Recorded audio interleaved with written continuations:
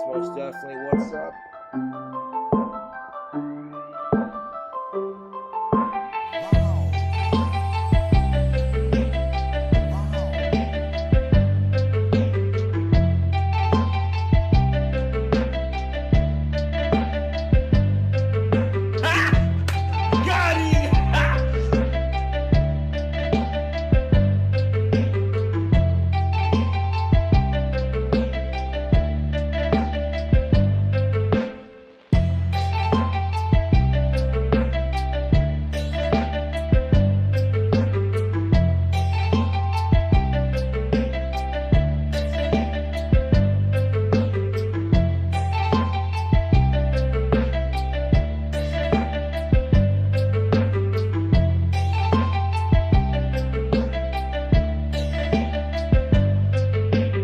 Good morning, ladies and gentlemen, animals, fish, trees, and various assorted shrubbery. Welcome. Welcome. I'm glad to have you. Hopefully you all are doing well. You're having a good day. I know I am. Let me pull up chat on screen so people in the VOD can see your lovely faces. Let's do that. Voila. Magnifique. Love it. Don't forget about the ferns. Nah. I'm a fern hater, just like my daddy and his daddy for him. How are you guys? Are you doing good? Feeling good? Hopefully. First of all, Alex, 1 month. How the time flies. Yeah, dude, for real. Thank you for 1 month. That's great. I'm happy because my Cardinals beat the Cowboys yesterday. I'm not really that into football, just for one. It's not that I have anything against it. It's just that I'm like, I don't watch TV. Like, we don't have TV or anything, and I don't care enough about it to get TV. So, you know, I'm just in that spot where it's just a spinning circle. But I'm in Colorado. Our team are the Broncos, and apparently yesterday they had what is being called the worst game in NFL history. And it's really funny because it's a running joke that Broncos are terrible and we have a terrible football team. Like when Peyton Manning was heading up the team before he retired, we were good. But since then, it's been like 7, 8, however many years. That's just laughably horrible. So, yeah, that whole thing is really funny to me. Pretty alright. Yeah, crazy. It's been 4. Yeah, dude, that's wild too. Thank you for 4 months. It's wild. I don't have it. No, I have a television. I don't pay for like cable or TV subscriptions or crap like that. You know, I was talking to my buddy Meezy about it, and Meezy's his nickname.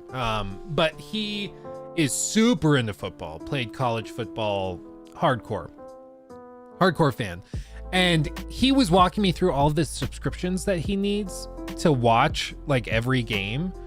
And dude, that thing's more complicated than gaming subscription services. Like, it's insane. He's like, I have to get NFL Plus Premium, and then if I also want to be able to watch the college football, I have to get ESPN Plus, and then if I want college football but on Saturdays in the morning, I have to get this other subscription. I was like, bro, what? Like, I don't get it. But then again, a lot of people I'm sure don't get my gaming obsessions too. So that's good money to go towards Warhammer. Exactly, Tweb. Thank you. Exactly. Somebody finally gets it. Yeah, I'm at a pausing point with all of my stuff here in the studio because we are moving. So little housekeeping update, I suppose. Okay. So Thursday, I'm going on a wee bit of a trip. So I'll be gone for like a week and a half. I still think we'll do like an occasional quick stream off my phone for like half an hour or an hour, kind of like I did when I was in Arizona, just because I enjoy it. But for like a week and a half, I will be away. We'll still have videos going up and everything, but yeah. When we get back from that vacation, I'm going to be closing on a house within like a day or two, and then we will be moving all in the span of like a few days. And so it's going to be a little hectic for a little bit. But I'm like, I don't want to, like, we had Mark send a bunch of Lego stuff, like these, this big boy, just the Gringotts Bank Lego set that's brand new, you can't find anywhere. So we have all that stuff to build on stream, but I don't want to build it and then have to like hope it doesn't break in the move. So I'm being a good boy and being patient, but yeah, first world problems, right? You're an absent father to us, Luke. I'm so sorry.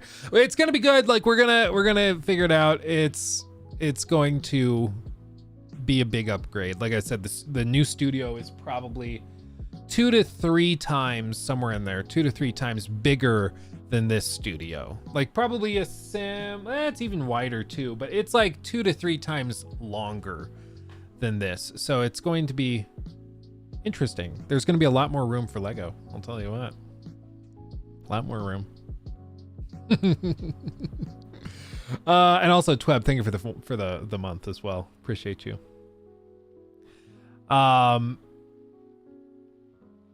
What am I going to do with all the space? I have no idea.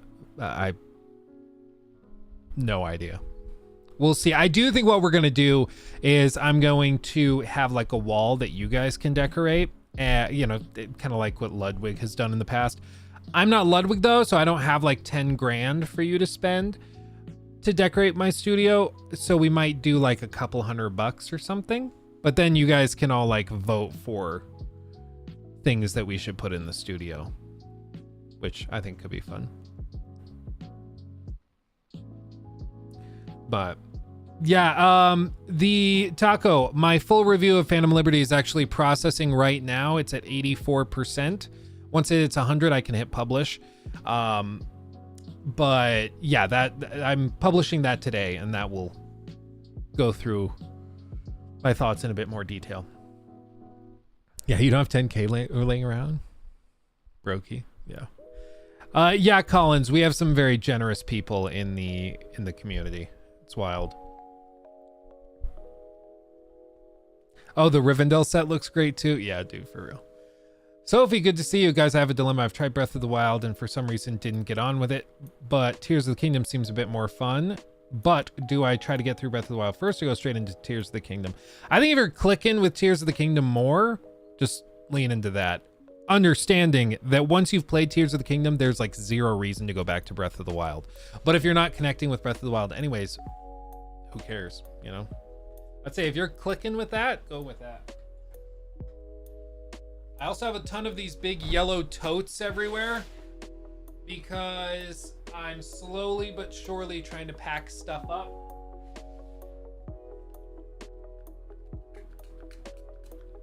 Listerine. So I'm not just like hoarding. It was a little embarrassing.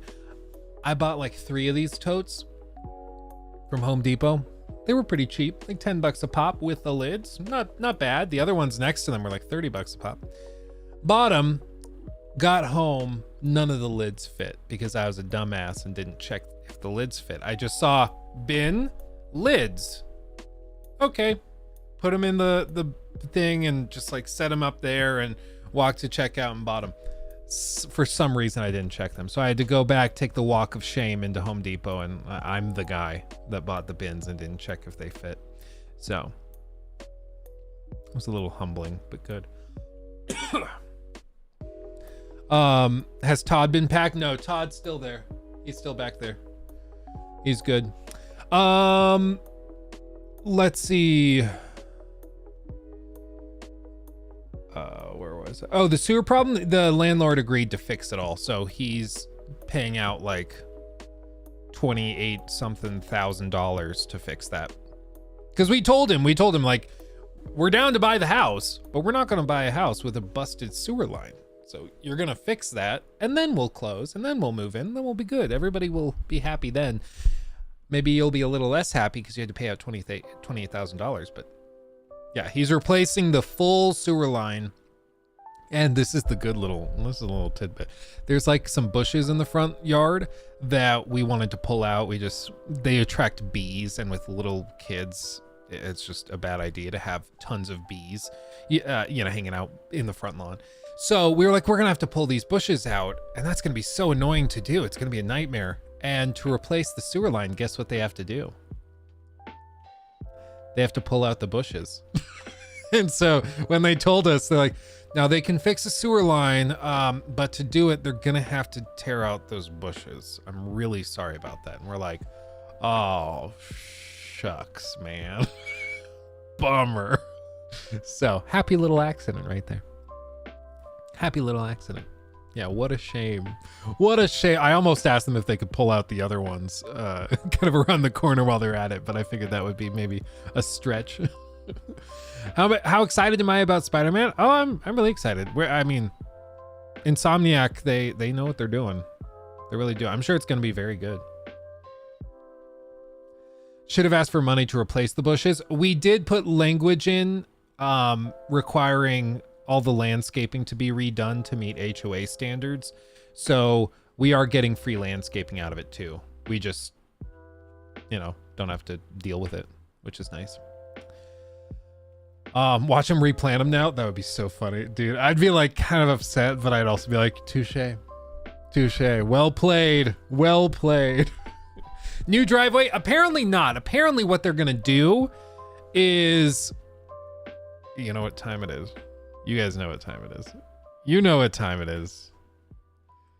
Apparently what they're going to do is they're going to go and, if we just say that, this is the driveway, okay, and then sidewalk goes across like this, and then there's front lawn here, yay, beautiful. There's also some wood chip bedding all around here. This isn't exactly what it looks like, obviously. If somebody was able to dox me with this information, I would not even be upset. I'd be like, wow. So then there's bushes. Well, hold on. No, there's bushes here, and then a monstrous bush here that we wanted to pull. And then this is the lawn. Yay. So apparently the current sewer line runs out the house, straight over at 90-degree angle, down 45, and then out to the street. And they don't let you run 90-degree angles anymore because they cause all sorts of problems. So nowadays, this is all that's allowed are slight angles. But when they built the house, they were allowed to do this. So apparently what they're going to do is the problem is all right in here. This is where it stops flowing. So the initial quote was yeah, we're going to tear up the whole driveway and then replace the piping down. These other guys that they're going to hire to do it are saying, no, what we're going to do is we're basically going to dig right here.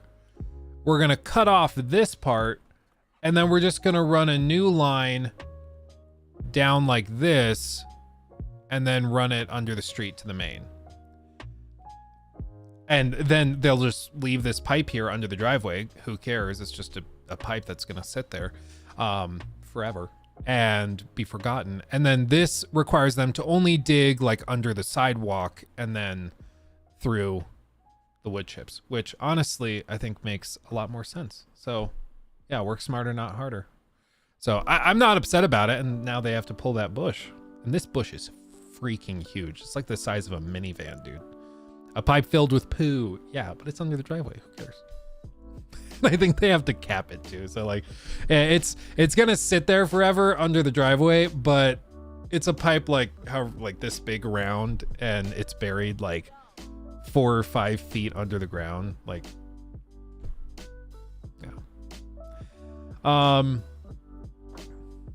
Are we gonna see something Last of Us since Outbreak Day is tomorrow?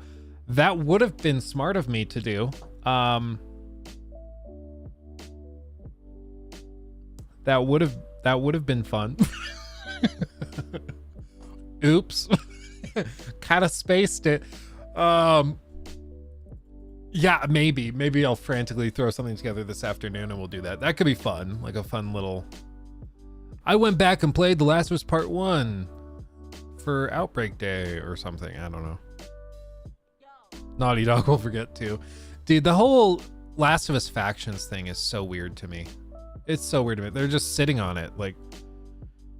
It's been, at this point, 3 3 years since The Last of Us Part 2.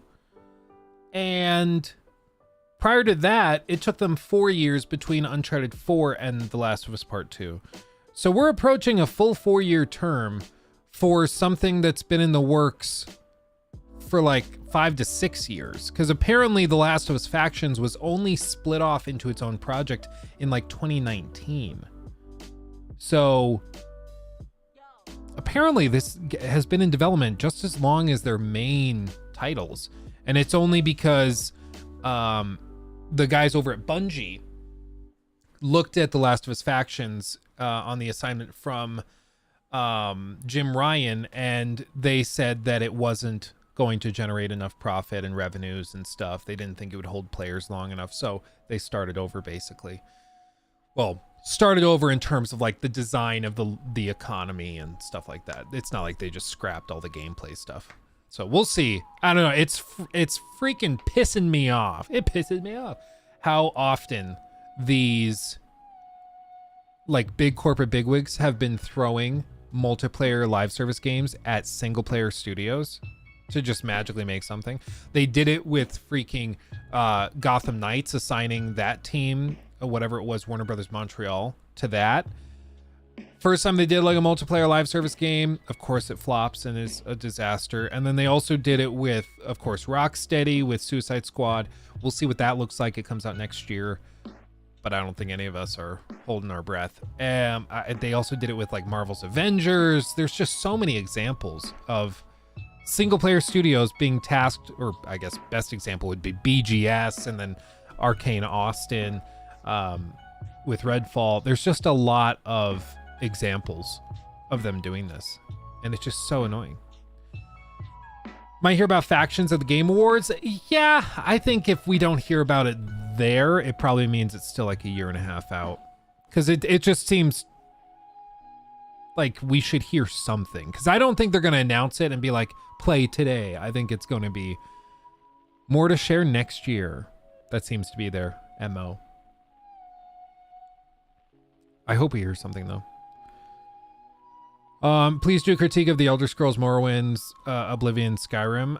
I'm open to it. We started kind of working on the project. We ended up putting it down because we just ran into a handful of other releases that were more pressing. But if these rumors of and leaks of remakes or remasters are to be believed, I could totally see us going back and doing something with them. Bust of the year, Gollum. As for games like we were hoping would be pretty good that just kind of flopped, I would say probably Diablo 4. I mean, that game had everything going for it. It started really well. In the like low 90s was the Metacritic, and now it's like everybody's kind of moved on and forgotten about it. I don't know what their player numbers are like, but it feels like it's tanked. Rango, Dragon's Dogma 2 new gameplay. Oh, did they drop stuff? Is that what you're saying? Let's see.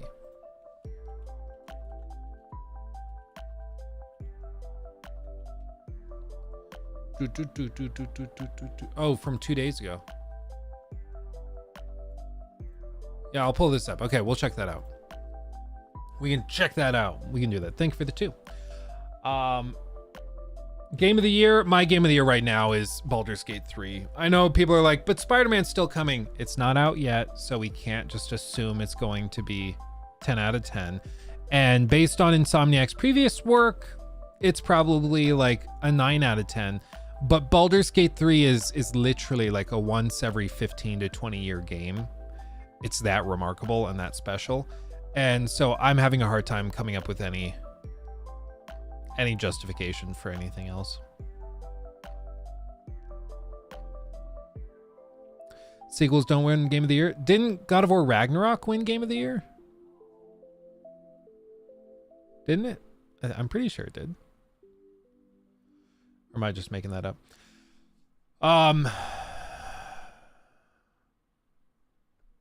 Oh, it was Elden Ring. Okay, yeah, you're right. Yeah, I mean, I'm glad that Christopher Judge got his award, that acceptance speech, dude. I still think about that acceptance speech. You remember he went up there and like we kept waiting for it to wrap up and he just kept talking. It was like a 7-minute diatribe that didn't really make sense. Like, I love the dude and I thought his performance was great, but dude, that acceptance speech was tough to listen to. It was, oh baby, it was iconic. Yeah, for real. He must have been high AF. Maybe that would at least explain it, because it really was just like very disjointed. It was funny. One narrative of the year. Okay. Yeah, so I don't know. Other sequels. I mean, of course, you could say Red Dead Redemption 2. Or did God of War win Game of the Year? I think God of War won Game of the Year, didn't it? Which was kind of a reboot. So Last of Us Part 2 did. Okay, yeah. Yeah, so The Last of Us Part 2, I guess you could say. That was very controversial, though. Very controversial. People are still pissed about The Last of Us Part 2. It's so funny. And a lot of the people I've noticed that hate The Last of Us Part 2 the most are people who have never played it. Which is very funny to me. Because if you guys remember, I did like a survey where I went and like dug into the like inner workings of how people played it and approached it. And one of the ways I did it was by going and doing this big survey, and I asked like thousands and thousands of you who responded a series of questions about your play styles and things. And one of the other things I did in that was that I asked people like, did you finish the story? People like, yeah. And then I asked people to like score it. And I was like, okay, on a scale of 1 to 10, what do you think The Last of Us Part 2 is? And if people scored it like 1 to 5, I then funneled those responses into another series of questions that were, honestly, they were trick questions, but they were questions asking them basic information you would know about The Last of Us Part 2 if you had played it. So similar to what that guy Jaffe did with the Starfield hater he was talking to, I asked him like a trick question in this survey to see if they've actually played the game. Because if they played it, they'll obviously know the answer. And if they didn't, then they'll just like go along with it. And I'll be able to filter out all those responses. And I was shocked at how many of those like 1 through 5 responses were totally faked. I could probably dig back. I've got the data in this like Excel spreadsheet somewhere.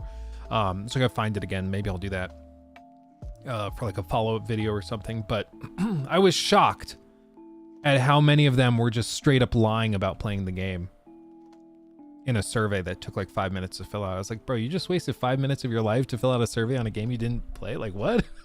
How does that make any sense? But like, if you think about it, like say 500 people responded that it's a 1 through 5 game, probably 400 to 450 of those people didn't play the game. Or at the very least, if they did play the game, they paid so little attention, they didn't understand very basic elements of it. Like very basic elements of it. So you gotta be careful.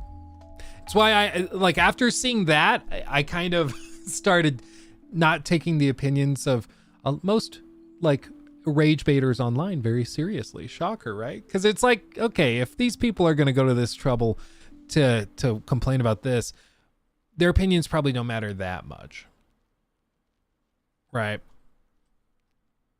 Like if you're that desperate to just hate on a game because you don't like it for some reason, like what? They probably just downloaded it. Probably not even that far, because I would guess most of them were just, I mean, you can't like discount console fanboys, so some of them might have been Xbots. Some of them also might have just been like the like anti-trans activists who, because there were all those rumors and stuff, the leaks that said that Abby was trans, which wasn't true.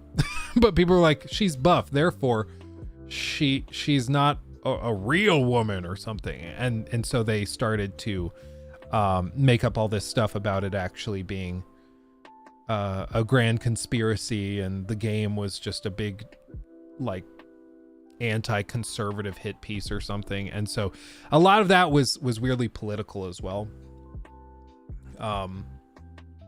Yeah,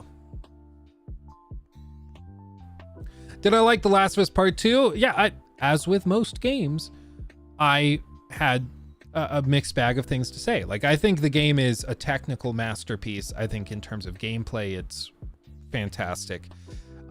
People who deny that, I just honestly think they haven't played it, because in terms of gameplay mechanics, the AI, all of that, it's stunning how impressive it is. Even today, 3 years later, I think also graphically, I mean, for the time especially, is stunning. But as for the narrative, I think the narrative is where you can point and prod some stuff. I just think like the third act starts to drag on. The final epilogue sequence really drags. I understand what they were trying to do, but I think it also needed some more levity, because I think the game just starts to feel like a real trudge, because there's very little like emotional payoff. It's just everything sucks, the video game. And at some point, I think that's just not that entertaining. So I think it was very impressive in a lot of ways, but there was also a lot of stuff that they could have tweaked and changed and improved. You know, in the same way that like some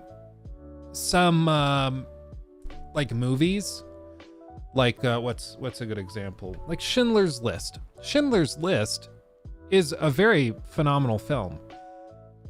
Would I consider it fun? No. Would I consider that something I want to just like casually watch and do in my spare time for quick dopamine rushes? No.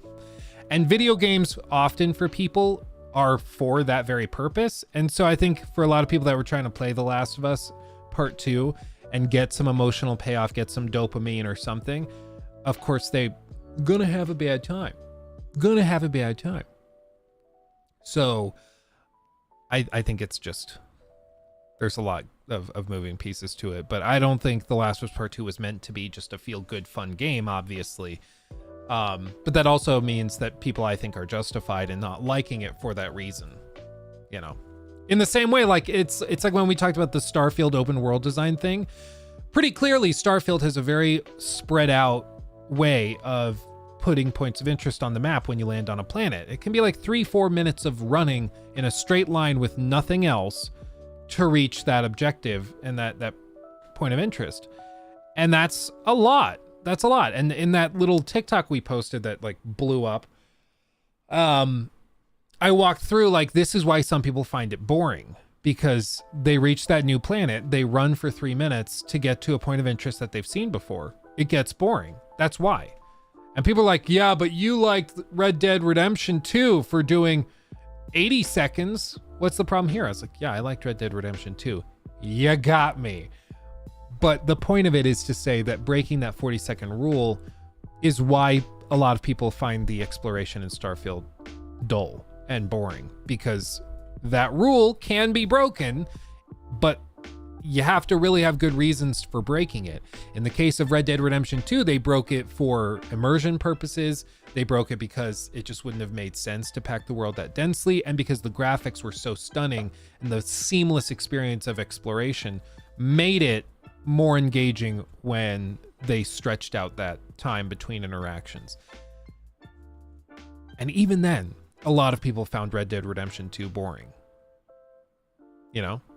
Even then, some people found it boring. And I don't think they were wrong to just check out, because it was like close to 90 seconds between points of interest while you just explored the world. So I think you're fine if it's just not clicking for you. That's okay. That's okay. Same thing with Starfield. I think it's totally okay if you're getting bored while exploring. The whole point was, this is why people are feeling that, you know. This is why. Red Dead 3 Game of the Millennium. I think, again, when GTA 6 drops, dudes, it's going to be so toxic. Just wait. I cannot put into words how insane the gaming community is going to be for a solid like 3 months. It's going to be so freaking toxic, and I'm here for it. It's going to be fun. Compared to in GTA 3, even just looking at GTA 5, the number of people that are going to be purchasing and playing GTA 6 is just shockingly different. Man, it's gonna be gaming Chernobyl. Yeah, you're not wrong. You're not wrong, I don't think. Also, Iron, thank you for the 1 month. How do you feel about Rockstar possibly charging $150 for GTA 6? So my opinion, I know that's been like rumored and stuff.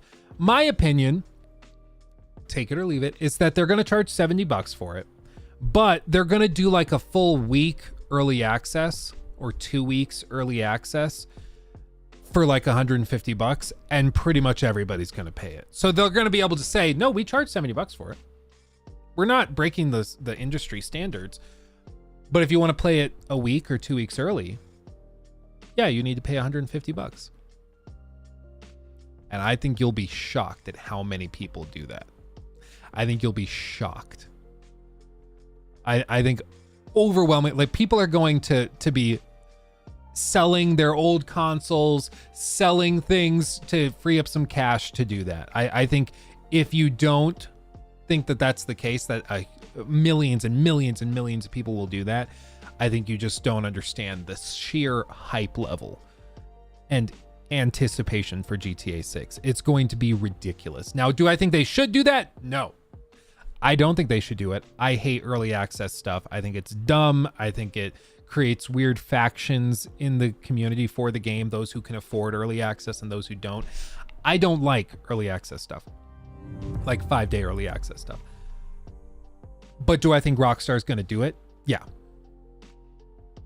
Rockstar don't give two craps. They're going to do what they want. How long until GTA 5 Online dies? I think they probably keep it. I mean, I don't know. Maybe you look at Warzone for the comparable examples. Maybe they just kill it off the day before or like a few days before. Or maybe what they do is, again, to push people into that early access period, if online launches the same time as the story mode, maybe what they do is like, yeah, you get access to the game 2 weeks early. And we also shut off servers for GTA Online, GTA 5 Online, 2 weeks ahead of time. So if you want to keep playing GTA, you have to buy it here. So I don't know. It's going to be interesting though. It's going to be very, very interesting. Maybe you're right. Red Fajita, maybe they do just keep it running indefinitely. They're like, hey, if it ain't broke, don't fix it. And they'll just stop putting content on it. Maybe. Why toxic? So for one, I encourage you to just, maybe I don't encourage you.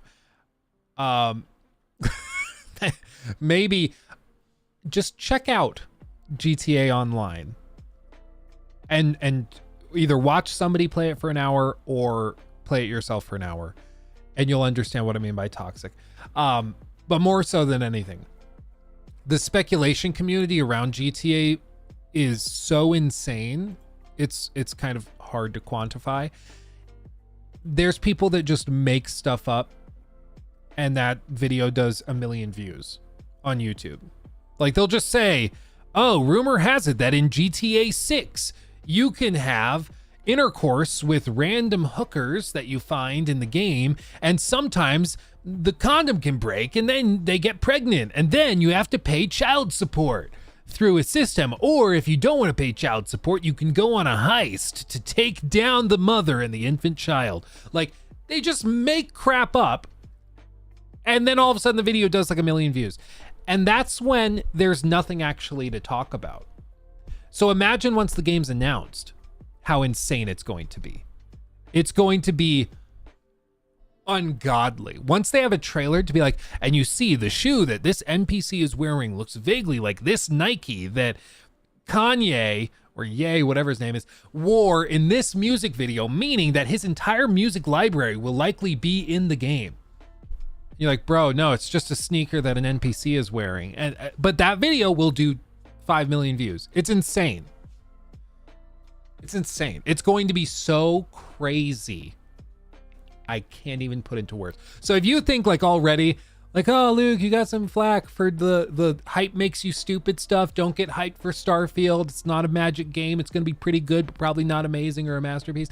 If you think I got crap for that, just wait. This coming year, the whole theme is probably going to be, let's level our expectations a little bit With GTA 6, I think it's going to be phenomenal because everything Rockstar touches turns to gold, except for remakes and remasters. But I think let's calm down a little bit, and it's going to be crazy. It's going to be crazy, dude.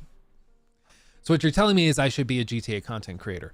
Yeah, if you're willing to sell your soul to the devil. Yeah.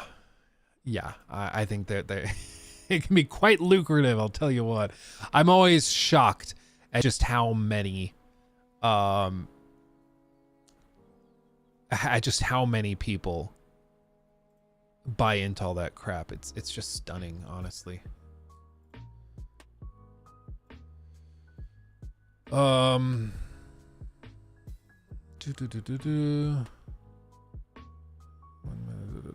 Sorry. This document's scary. Oh, hi, babe. Oh, you brought me a coffee. Thank you. Is it yummy? That's good. That's good. You know what you know what she told me? I told her yesterday, hey, I think I need a flat white, which if you're not familiar is like a coffee at Starbucks. And it's just like, I think it's espresso and then just basically steamed milk. Like, it's super simple. What did you tell me? She's like, oh, you want a flat white because you're flat and you're white because I don't have an ass. You already have enough of that. You're already flat and white enough. Yeah, I can barely keep a pair of pants on because I don't have a dump truck. I've got a freaking... Luke has the flattest foot I've ever seen in my life. Just whoosh. It was a condition of our marriage that he work on it. Sure haven't. Sure haven't. I don't have any junk in the trunk. I run a tight ship. Very clean. There is no junk in the trunk. Ironing board ass. Yeah, probably flatter. You know, they did that like scientific research thing where they checked out to see if Kansas was actually as flat as a pancake, and they found out that it's actually flatter. My ass is flatter than Kansas. We can use it as a level. Yeah.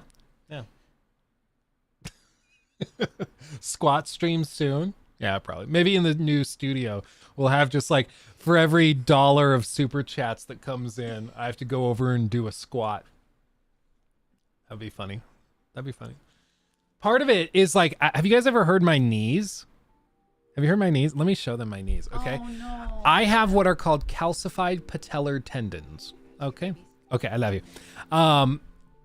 And so they make like cracky, crunchy sounds. Basically, the doctor told me to not go super hard with stuff that like puts weight on my knees. Otherwise, I'll expedite how quickly I'll need surgery. But just listen to this, okay? I'm going to put the mic down right about where they're going to be. Okay, you ready? So I'm just in a squat. And then listen to this, okay? You hear it? You hear that? Do you hear that? It's intense. So that's why I can't really do like crazy squats at the gym or anything, because the doctor was like, yeah, if you do that and something goes wrong, you're gonna need to like go get some pretty intense surgery. Rip knees. Yeah, yikes. Gamer knees. Yeah, gamer knees. It's just like I've had it since like my late teen years, because we went really hard into Krav Maga and stuff like that. And they said it starts to develop late in your teen years. So it's pretty normal. But in order to fix it, they have to basically take me into surgery. And then all it is that like the tendon, if you think about it like almost like a seat belt or something, there's just little like nodules that have grown onto it as the nodules have calcified. And so when the leg straightens, those nodules kind of rub up against each other in the tendon and make that kind of crunchy, snappy sound.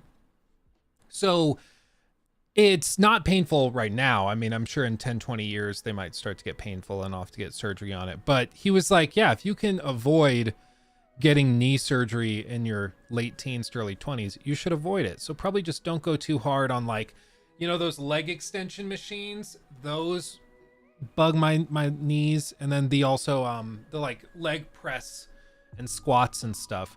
So it's given me an excuse to skip leg day on the one hand, but it's also annoying because it's just Lego knees. Yeah. Krav Maga. Yeah, dude. For years, we went pretty hard. Me and Caleb, who you guys know as, MS Paint explanation, please. Caleb, who you guys know as Iron Cyclops. He was in that like Gotham Knights video we did, and he said, "Call me when you want to play something fun." We made a t-shirt out of it. He's like my best buddy from way back in the day in high school. I've known him forever. And we did Krav Maga together. And when we were all in on that, I mean, we were waking up super early. We'd be training by like 5:30 in the morning, train for 2 hours before school started. Like, we went hard.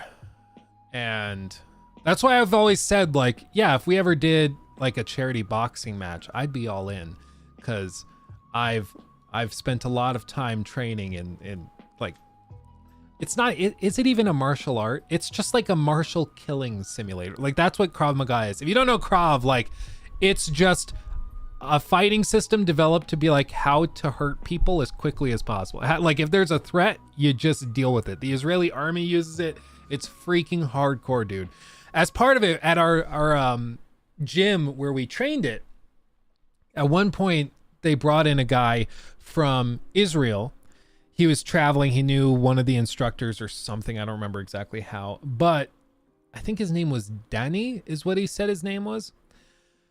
I don't know if that was his real name, because apparently he was a retired like special forces operative with the Israeli military, even though he's only like in his mid 40s probably, but he was retired. And the rumor around the gym was that he was actually an assassin. He had worked as an assassin. And I didn't believe it, because when he walked in, I kid you not, like, I'm not a super tall dude. I'm like about 6 foot. And the dude like stands up to about here on me. He's a little guy.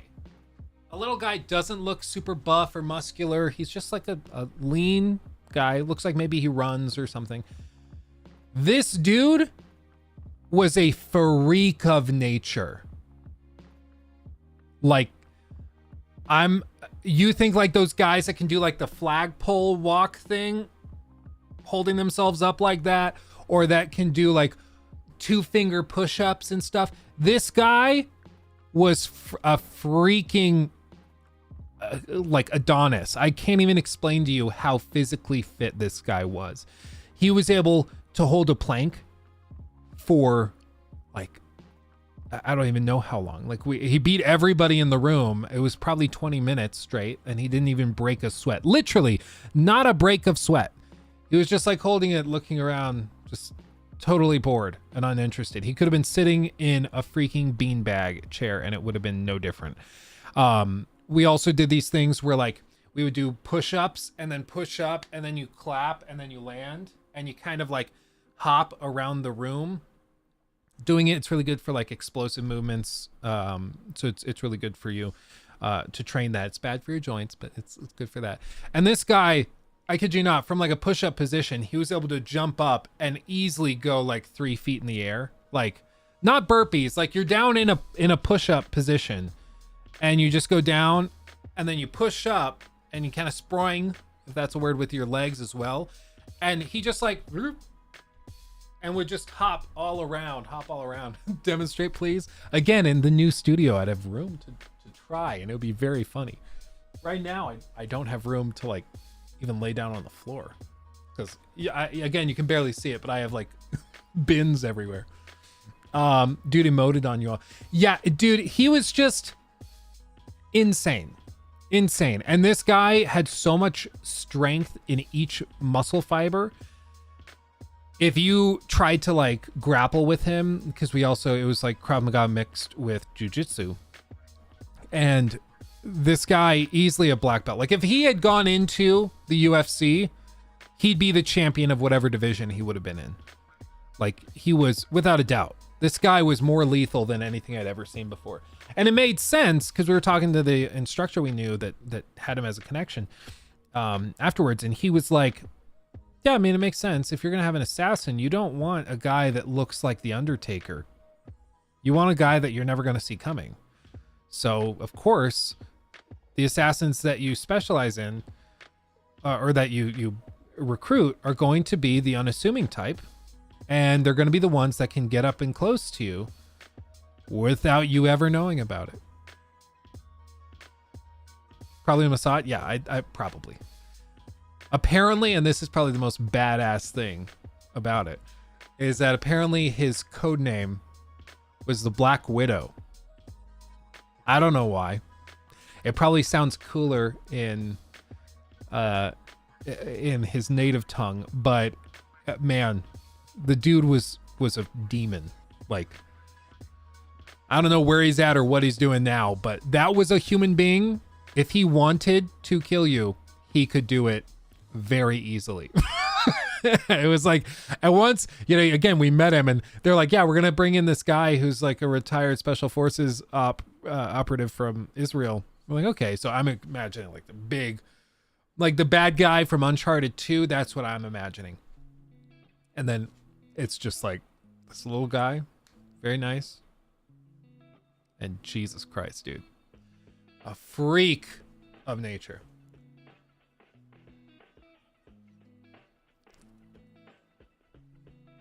Yeah, Black Widow, because he turns women into widows by destroying their husband. Yeah, it was. I again, nobody was gonna ask him, how many people have you killed? Nobody was gonna ask him, but we all knew it was a hell of a lot more than we had. Like a lot more. Man, one of the most unintentionally terrifying people I've ever seen. Like, he was just something else.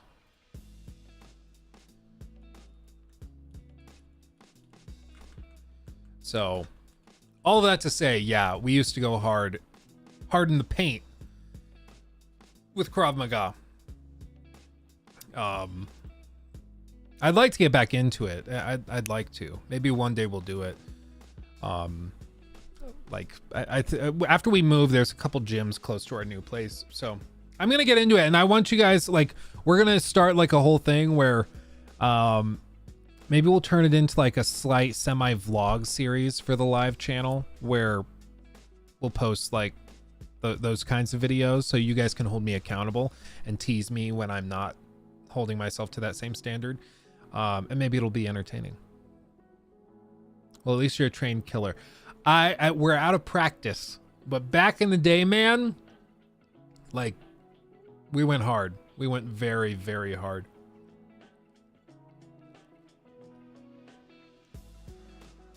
Was that a Freudian slip? He's killed more people than we have? Maybe.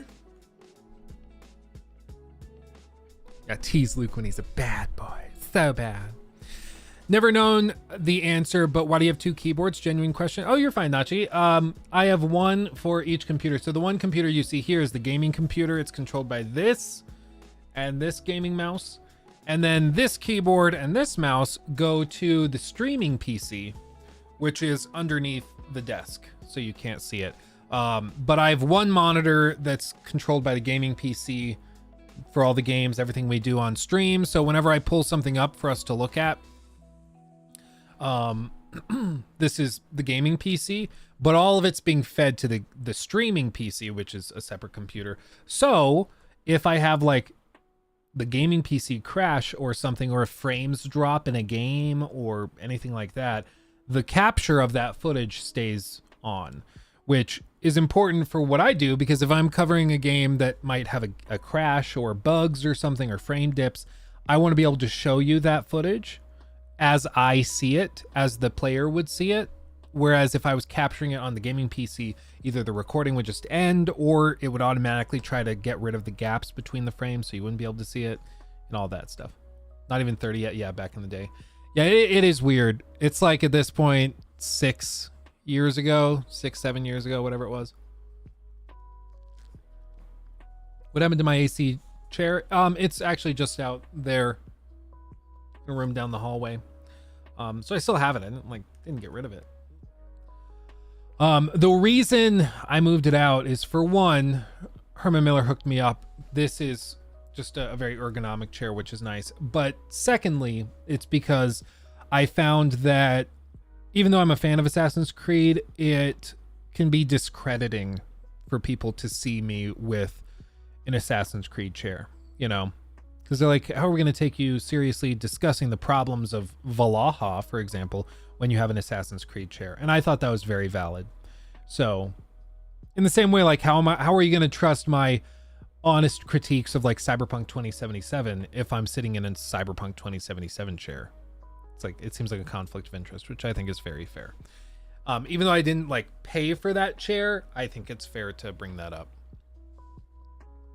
in mine humble opinion.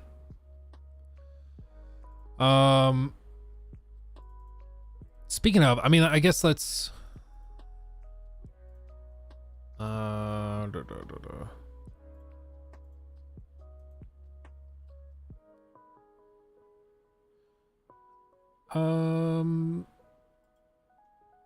let's see. So one of you guys in chat, forgive me, I forgot who brought it up first, but one of you guys in chat mentioned this. Like Alana Pierce. Oh, Alana Pierce. I think that was something back in the day. She got a copy of, or one of the Cyberpunk chairs before the game launched. And like, I'm not calling into question her journalistic integrity or the validity of her opinions or anything. What I'm talking about is perception. So like, if I'm making a review of Phantom Liberty, but I have a big like Cyberpunk 2077 chair and I've got all the Cyberpunk decor around me and all that, you're probably going to go into that video thinking this guy might not be the most unbiased person, right? Because he's not, because he has a vested interest in it being good.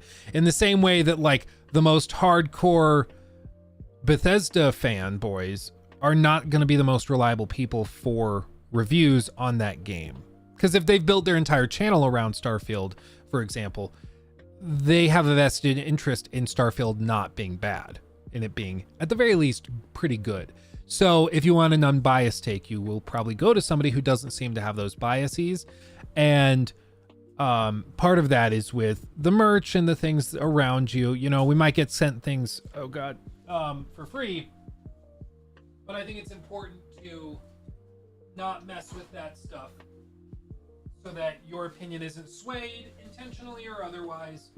It's why like Bethesda sent me that box, the goodie box that included this mouse, but they sent me that and I didn't open it until I had finished my review entirely. It sat in the cardboard box until we were done because I didn't want my opinion changed intentionally or otherwise, subconsciously or otherwise. Like if this was a box filled with just $10 million cash, I want my video to still be what I honestly think about the game. I don't want to pause and be like, should I change my review a little because they sent me this cool thing, you know? Hype makes you stupid chair coming soon, Luke. I would use it. I'd use it too. Maybe I'd be down to do some more hype makes you stupid merch. I have a feeling it will be all the more important in the coming months and years. I think so. It just makes you dumb. Shout out to Gamers Nexus for the coasters.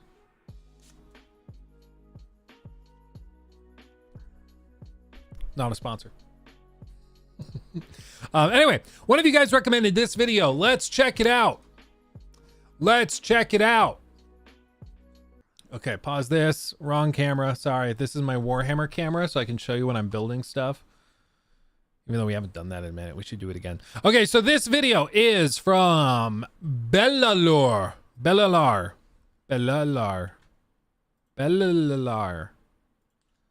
One of them. Links in the chat so you can check them out. Send them some love. Tell them I sent you.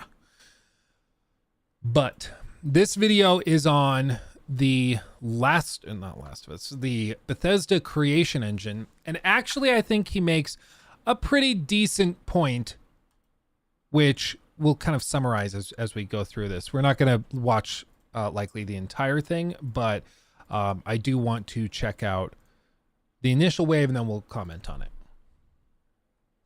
Oops, sorry. Audio is muted. Here we go. Is the creation engine holding Bethesda and Starfield back? Yeah, that's a pretty loaded question, and this has been a... Yes. Thank you for watching the video, everybody. It's been a great time. Okay, I'll stop being an asshole. Honestly, if that's the question that this video seeks to answer, my opinion to that question is the creation engine and their tech holding with like BGS and Starfield more specifically back. I would say, yeah, there's a lot of things that people, would have liked to have seen in Starfield that is just frankly not present, and it's purely, as far as I can tell, because of technical restrictions. In the same way, like vehicles, which even the most hardcore BGS Starfield stan will agree vehicles would have made the game better. Even something like that seems to be absent purely because of technical restrictions. A debate that I've seen happen online for a really, really, really long time. And I've kind of seen the many different sides of it, right? You see a lot of people look at the new games and think, oh, wow, look at those. Look at Red Dead Redemption 2. Look at those characters' faces and that detail. And then, or even, other like modern games, contemporaries that are coming out right now. Even to take a look at some of the, the facial animation performances that are going on in a game like Baldur's Gate 3. And people are like, oh yeah, Larry, an independent studio making Baldur's Gate 3. Then they take a look at Starfield NPCs talking. Turns out there's like some sort of muscle that they don't move to basically make their eyes slightly squint whenever they smile. And apparently that's the reason why the smiles, particularly in Starfield, penetrate your soul and make you feel deep. Yeah, Starfield smiles are something else, dude. It's like an alien trying to mimic a human being. That's what it looks like. Personally, I'm not that bothered by like facial animation quality, by like the individual graphics. What I'm talking about when I say that I think the creation engine is holding BGS back, I'm talking about like mechanics that are holding it back.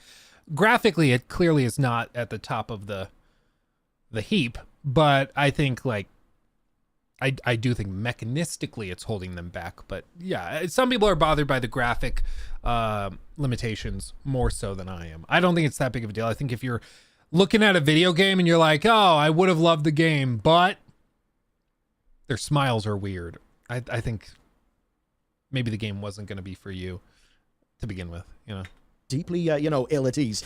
Yeah, I don't know, man. Bethesda faces. I suppose that'll always be a thing. This has been a very heated topic, though, and the big problem here is an engine is one thing in the heads of those who play games and don't have a technical background, and in the heads of people who do make games and do have a technical background, an engine is another thing. But what very often happens is one group of people kind of bashes the other one for not knowing, right?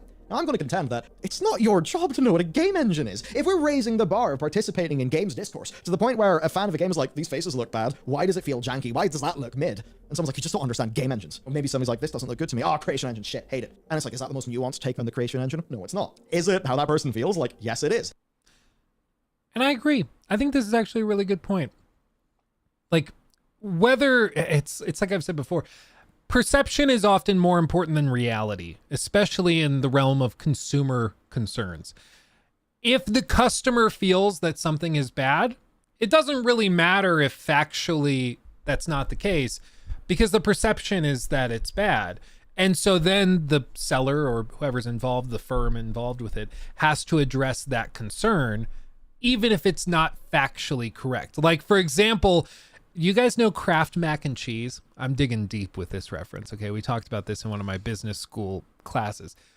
Kraft mac and cheese used a particular dye to make their mac and cheese really bright yellow. And there was a lady, I believe she went by the name The Food Babe. And The Food Babe was some lady who was super rich and bored, I guess. And so she started to make videos complaining about various food elements and things that you would eat. It's a phenomenon known as like chemophobia, people that are just scared of things that sound artificial or like chemicals, even though pretty much everything is a chemical.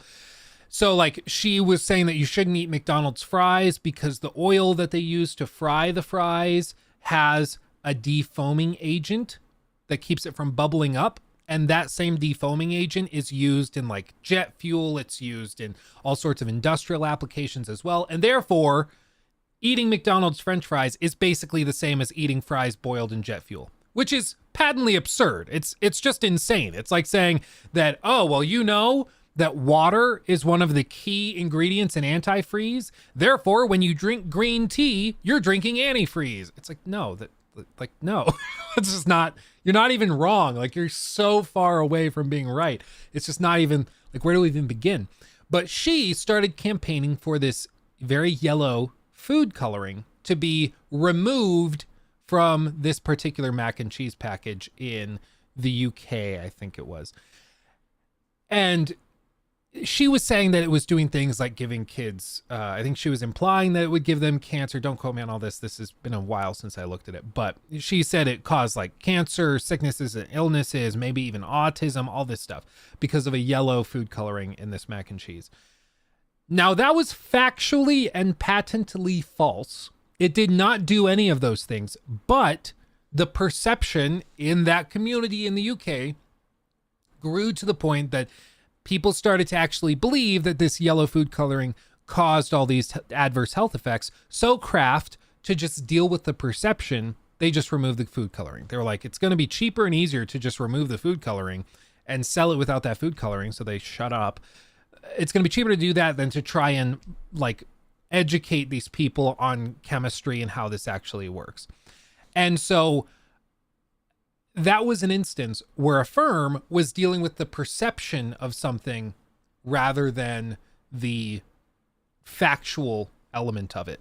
And with something like video games, if the perception is that a particular studio's games are graphically very lackluster or are outdated in terms of tech because they rely on constant load screens or all of this, even if you can point to other games in the industry that also have all those load screens, that also have similar graphical styles and fidelity for the same price, even if you can like fact check and show that maybe that perception is not completely correct, it still doesn't really matter. You still have to address the perception because for everybody that like, for every 10 people that proclaims that Starfield's engine and tech is out of date, even if you do like a fact check and you correct them on that, assuming that that's not correct, there's going to be like only 2 of those people that actually hear that. And maybe even one of them is actually convinced that they were wrong.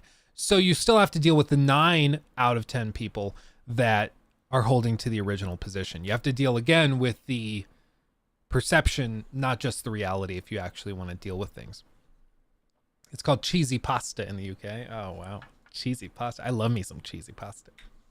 Is there truth in what they're saying? Yes. The fact that they're not perfectly, on target when they are talking about a specialized thing in a field that they're not in, that's like a crazy thing to start bashing people for. The amount of like, you don't fully understand what a game engine is. Be gone, peasant. The amount of that you see from some of the press, stuff like that, I think it kind of sucks. But I think so too, and it's extremely unproductive. And frankly, it's just bad faith argumentation and debate to dismiss somebody's opinion because they don't work in a given field. Like, if somebody in the game engine industry, if that's an industry, sub-industry or something, if somebody that is a game engine engineer, let's say, and they design these things and code them and work on them constantly, if they come along and say, no, I think the creation engine has a ton of strengths, yeah, it has some weaknesses too, but overall for the games that they're making, it is the best tool in the industry for them to use. Again, that would be them fact-checking the opinion of the consumer. But my point is, it doesn't really matter for the consumer because love it or hate it, the customer is always right. When the customer feels like something's out of date, you got to deal with that first and foremost. It doesn't matter if you can fact check it. I think it's stupid. I wish we lived in a world where you could just be like, no, stupid, yellow food coloring doesn't give you autism. I wish we could just say that and then everybody goes, oh, okay, back to business. But no, we don't live in a world like that. You have to deal with the perception, and it sucks, but that's just how it is. Do actually want to engage in the topic, and that's what we're going to be doing today. It's funny because these days it's as if on the internet everyone is expected to be an yeah, it's like saying you can't critique a food because you're not a chef. Yeah, like somebody says, hey, I think waiter, my burger, I asked for it medium rare and this is very well done.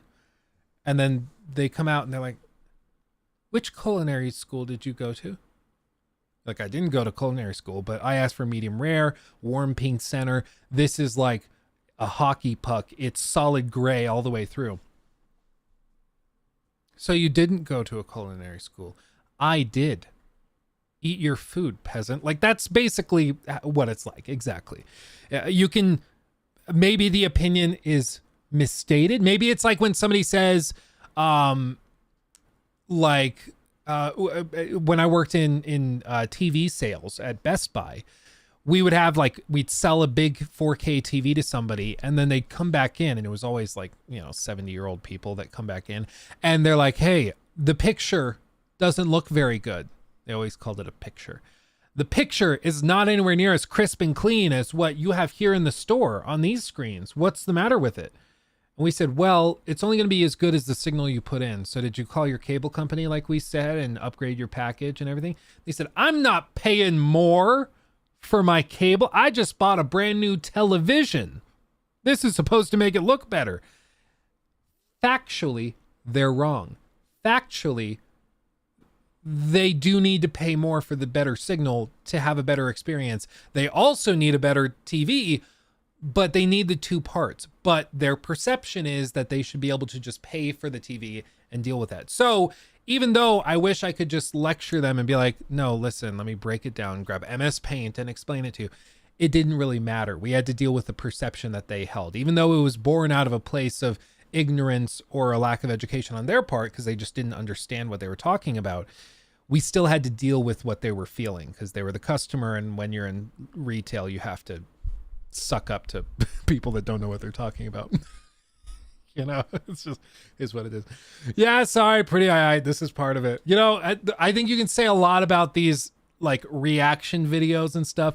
The one thing I hope that we all can agree on is that at least when I react to a video, you start watching it for one reason, and by the end of the video, you're like, what the hell were we even talking about? It's like, we started on the creation engine, and then we got to like macaroni and cheese in the UK. What is happening?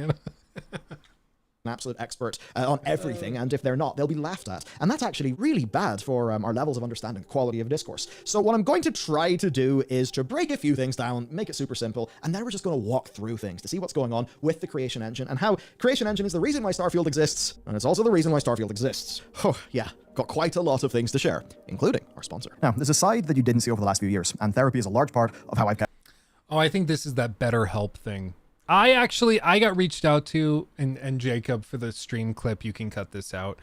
I actually got reached out to by BetterHelp a few times over the last few years, and we decided not to work with them just because my understanding is that they had a couple of big oopsie poopsie moments where like they had therapists and stuff that were not actually qualified, that were they were charging for and stuff. So I don't know.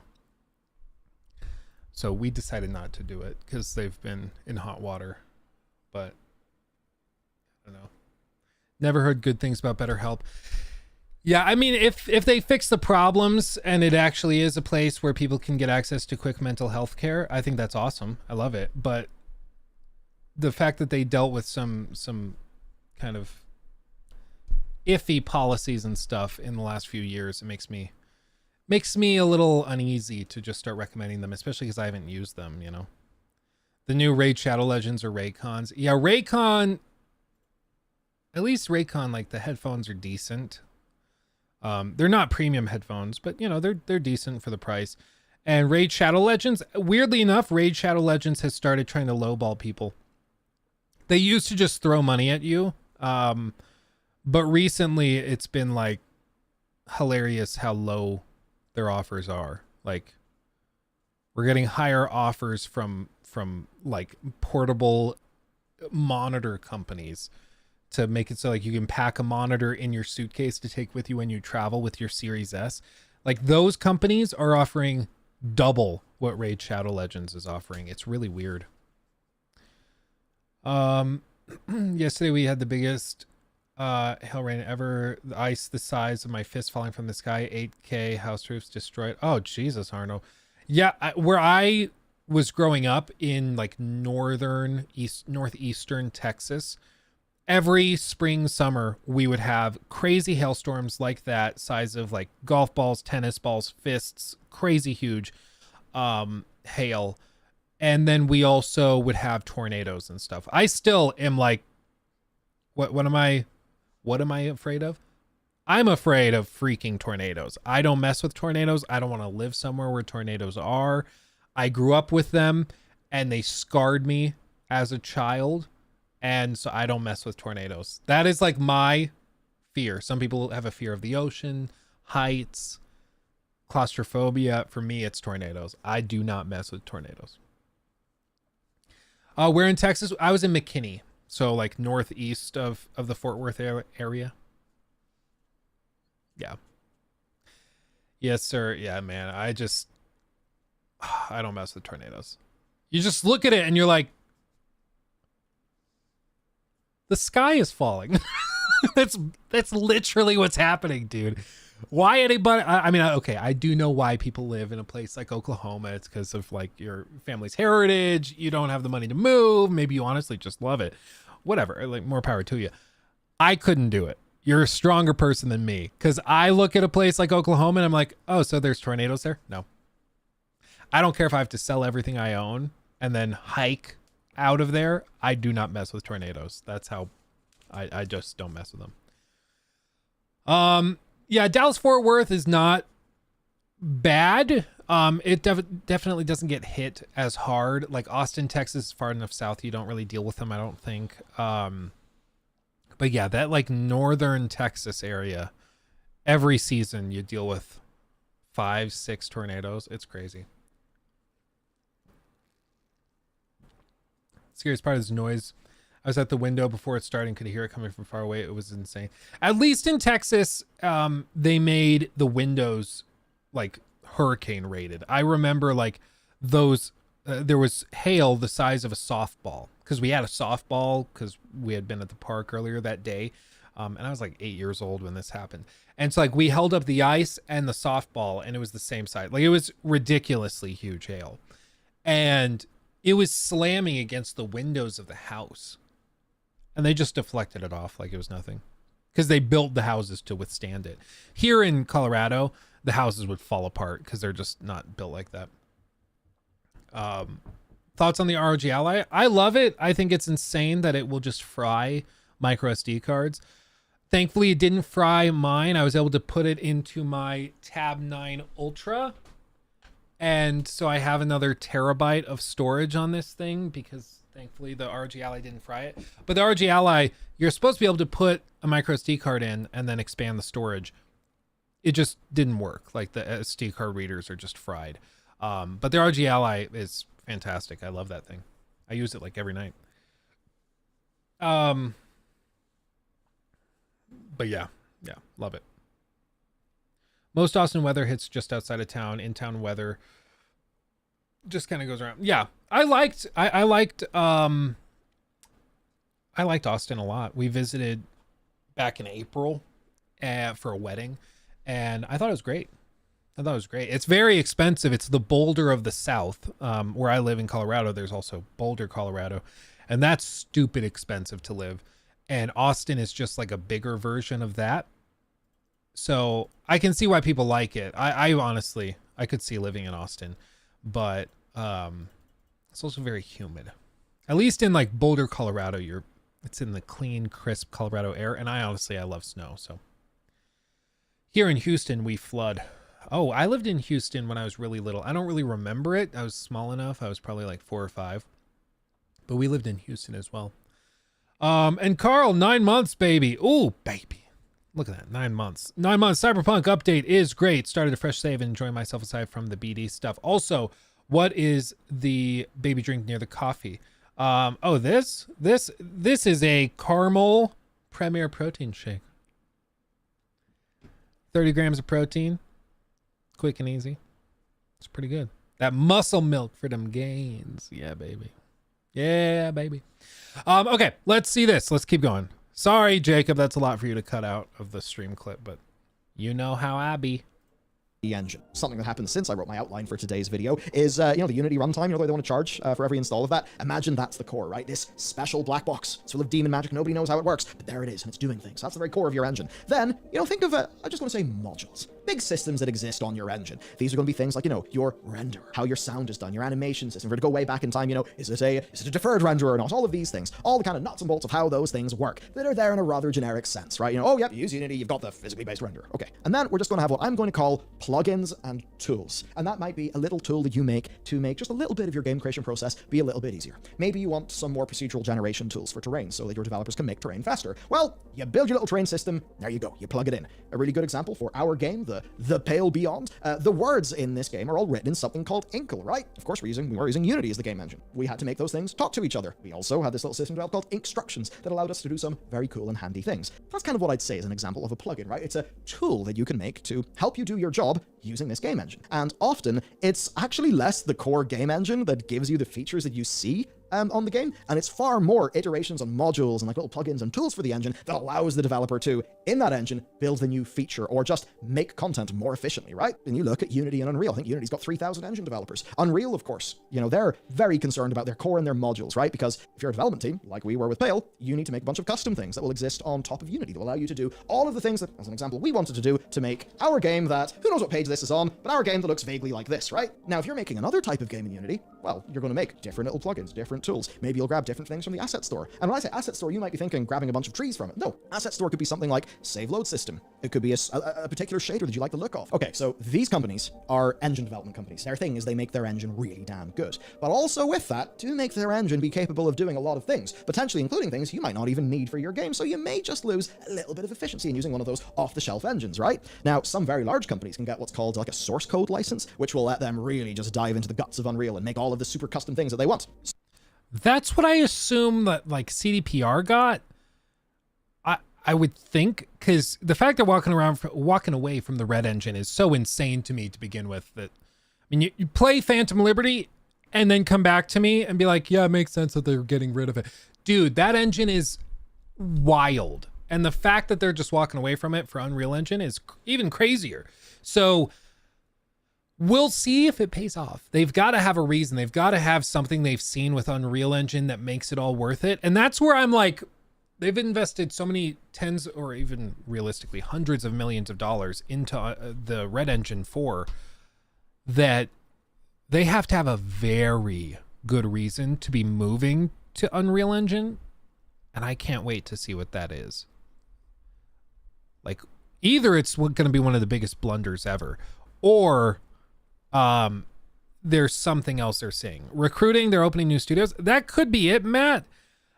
Because in case it's not clear, what Matt's suggesting, and correct me if I'm wrong, Matt, is that it's for the ease of access of learning, because a lot of people go to art schools and stuff, and they are taught in the Unreal Engine because it's accessible, it's easy to understand, people can get their hands on it in school and start to learn it. So you could hire more people that already work in Unreal Engine, and you don't have to spend 6 months or a year training them in how to use this tool set. So that could be part of it, for sure. I don't know if that's enough to dump up an engine that is like you've invested hundreds of millions of dollars into, It's true. We don't know what it's like to work with it. The other piece is we don't know whether or not they're able to transfer a lot of this stuff over. One of the coolest things about what we've seen with CDPR and Cyberpunk 2077 specifically is that they have a very good relationship with NVIDIA. And what we've seen is like the path tracing overdrive mode. It seems like a lot of the overhauls to the engine graphically that they've done have been sponsored, at least in part, by NVIDIA, where Phantom Liberty, Cyberpunk, all of that is basically a sort of tech demo that's also playable and really good for NVIDIA's graphical engine and DLSS 3.5 and all of that. It's in all of their marketing stuff, and I don't think that's a coincidence. So maybe what we see is over the next few years, I would guess right now, CDPR is just bringing over a lot of the systems and tools and things that they built for The Witcher 3, Cyberpunk, and they're porting all of that code and all of those blueprints and things into Unreal Engine. And the other thing is, it's such a huge get for Epic to get CDPR using their engine. I would assume that Epic is just throwing money at any game or engine customizations they need to do. Anything that CDPR wants done, they're putting their engineers on it and they're working on it, assisting them. That alone, I'm sure, is very valuable, because basically the whole engine development team now has a world-class team of developers over at Epic Games that are also helping achieve the same thing. So it probably makes things efficient in that regard too. But we're going to see. I mean, I know Cyberpunk 2077, of course, launched with a lot of problems because they were pushing the technical boundary. I think whenever we see what their next project is with Unreal, we're going to have to look at it with skeptical hippo eyes as well, just because every time we've seen a studio shift to a brand new engine or brand new tech with major fundamental, like, technical refinements or improvements or overhauls, sometimes things get a little messy. Probably like Cyberpunk and Fallout 76 are great examples, because this was a time when they were trying to bring, like, either crazy new graphics, they were trying to bring multiplayer to the engine for the first time, all of this crazy stuff that makes things very difficult to juggle all at the same time. Cyberpunk is NVIDIA's playground. Yeah, I really wonder how much of the, like, path tracing stuff CDPR handled and how much was actually just NVIDIA's engineers reworking the engine code, and then they send it over and are like, hey, CDPR, look what we did with your engine, look what we can do. You know, I wouldn't be surprised if NVIDIA did a lot of that. So when you use an off-the-shelf engine, what do you get? You get modularity, you get flexibility. Unity, Unreal, and, you know, they've managed to sell so many different studios, and that means that they will have a real... I would guess nowadays it's going to be mostly Unreal. I think a lot of people are going to be walking away from Unity after all this good crap. Focus on the core of their product and that flexibility. Maybe more so in Unity than Unreal. I think Unreal is definitely more of like a, you know, 3D kind of AAA looking, AA looking game thing. But you might then say, what about in-house engines? And this is where I'm going to bring up a really hilarious thing. Legacy support. Did you know, it's crazy, but so much of the global banking system runs on a very old programming language called COBOL. Yes, quite odd. Ever wonder, for your Windows user, why there's like multiple versions of the control panel in your computer? A lot of that's like legacy support from way back in the day. So what happens? You know, your Windows, you want to make Windows 11, but you got to support a bunch of features from ages ago because you got all this legacy code. And that's kind of going to be my bridge into... Yeah, my dad works as a project manager with Microsoft, and my uncle works at Microsoft, but he actually does. And it's like a running joke inside Microsoft that they need to just rewrite the whole thing, because there's so much crap in Windows, apparently, that is just not needed anymore. They're like, yeah, if we rewrote this and cut out huge chunks of it, it would run way more efficiently. You could see performance and power improvements that would be wild and just crazy improved. Are they ever going to do that? I would guess eventually they probably do, but I mean, at this point, you don't really need to. Like, it's so frustrating that something like that would make such huge improvements, but instead we get like Windows 11, which launches and just ruins support for pretty much everything. Like day one, you know, it's crazy. How many times have I threatened to ban somebody from Xbox Live? I don't know if I've ever used Xbox Live chat. Well, maybe with Sea of Thieves. I think we've talked to people in Sea of Thieves, so if that counts, but that's also in game, so I don't know if that technically counts. But yeah, I don't know. Your dad works there. Mine owns it. That's hilarious. Does he work in the Redmond office? No, he's like remote. So like he flies and travels and stuff. I'll be real. I don't totally understand what he does for a living. And I don't think he totally understands what I do. My understanding is that he is the guy that they bring in to manage a team of engineers when they need to do a big project. It's my understanding. In a way, the strengths and the weaknesses of doing your own custom in-house engine. So this, if you're an engineer, this is what you want. I mean, if you're an engine engineer, right, you just get to sit down there and make some incredible software. And what this means is you get to make an engine specifically for the game that you're building. You don't have to worry about that flexibility as much, the modularity as much. You got to make the perfect engine for that game. I'm going to give you two examples. One of them is Overwatch. Now, this one I kind of know because some Overwatch, I had one Overwatch team league. I also, more importantly, though, for this, had an Overwatch esports person sort of fill me in on some of the behind-the-scenes stuff. So if you were there in and around Overwatch League Season 1, you would have noticed that they had awful spectator tools. This will become relevant later, but when it came out, Overwatch ran amazingly, felt smooth as butter, right? Look at Battlefield 3. Were we not all rather wowed by Battle 3 when that came out? Like, that really was pushing things forward. It was so impressive, and I think it was Frostbite 2 that was doing that. And of course, this makes sense because DICE made Frostbite to make Battlefield games. Now, here we see fantastic strengths. Battlefield, impressive for its time. Overwatch, impressive for its time. Both games, custom engines, very, very cool. But what happens when you're using a custom engine, but now your scope changes? What happens if, say, You want to use it for something not Battlefield? the Bobster himself, Mr. Kotick, pushes for the Overwatch League? Well, did you know that the Overwatch League suffered massively from awful spectator tools? And here's the problem. It was really hard and it took loads of time to make esports quality spectator tools for Overwatch. Because Overwatch was its own custom engine. It was made to do Overwatch, the game that came out, right? And that was a pain in the ass for them. Loads of the work that was taking Overwatch 1 into, you know, that game that didn't come out, Overwatch 2? I'm still waiting on it. Loads of that would have been because Overwatch 2 had a far larger scope than Overwatch 1. The engine needed to do new tricks, right? And then, of course, what happens when, you know, your Electronic Arts, I think this is the era of John Riccatello. Okay, double checked, it is the era of John Riccatello, current CEO of Unity, who is, you know, having a bit of drama right now. So, what happens, right? Mass Effect comes out. Mass Effect 2 comes out. You then want money now and line go up, so you make Mass Effect 3 come out within 18 months, meaning the Mass Effect 3 isn't as good as it could be. And then you're like, oh man, we've got all these Dragon Age games coming out. We need a new Mass Effect. Mass Effect's printing the money. But I don't want to pay 5 or 10% to Unreal. Ugh, look at the Swedes over there at DICE. They've made this thing called Frostbite. Make your Mass Effect Andromeda on Frostbite. Make Dragon Age Inquisition on Frostbite. Make Anthem, because now you're making a live service game, on Frostbite. Frostbite is an awesome engine. Used incorrectly, what we have in our hands is an absolute unmitigated disaster because it was a massive change of scope. Frostbite was being made to do things that Frostbite just couldn't do. And of course, it's a custom engine. It's not like any old experienced game developer from another... Oh, dude, those old Mass Effect Andromeda, like, cringe compilations, those were a dream. Those were so great. You remember the, like, hold on.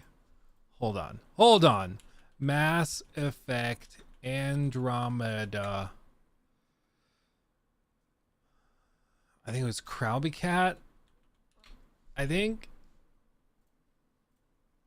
is what it was. At the heart of Mass Effect Andromeda is a question. How far will we go? How far? The Mass Effect trilogy is a huge part of our history and the lives of many of our fans. It was an amazing story, but this is a whole new adventure. We're building on the things you love about Mass Effect. Amazing stories and gameplay, and now we're letting our imaginations run wild. How far will we go? That question is also at the heart of the development of Mass Effect Andromeda.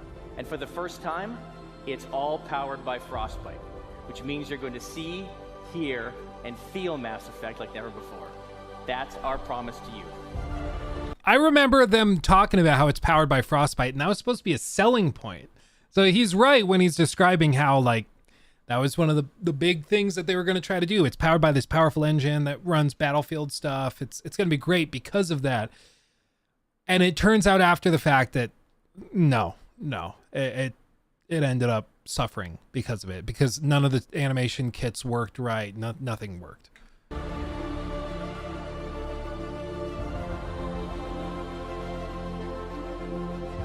Simulating the ocean is hard. Simulating a face is harder. Super fast graphics computers, new creative software, and high-resolution pictures are rapidly taking us to the point where audiences can't tell if it's real. This is going to feel... It is freaking hilarious to look back at those, like, early 360 PS3 era games when people are like, this looks photorealistic. And we look back at it now and it's like, bro, it really didn't. But man, at the time it was like stunning. Feel like in many ways Mass Effect 1 again, like you'll be able to experience things for the first time again. And that was our goal because we didn't want to just retread ground and make it feel like this was Mass Effect 4. It's like, that looked pretty good. Wait for it.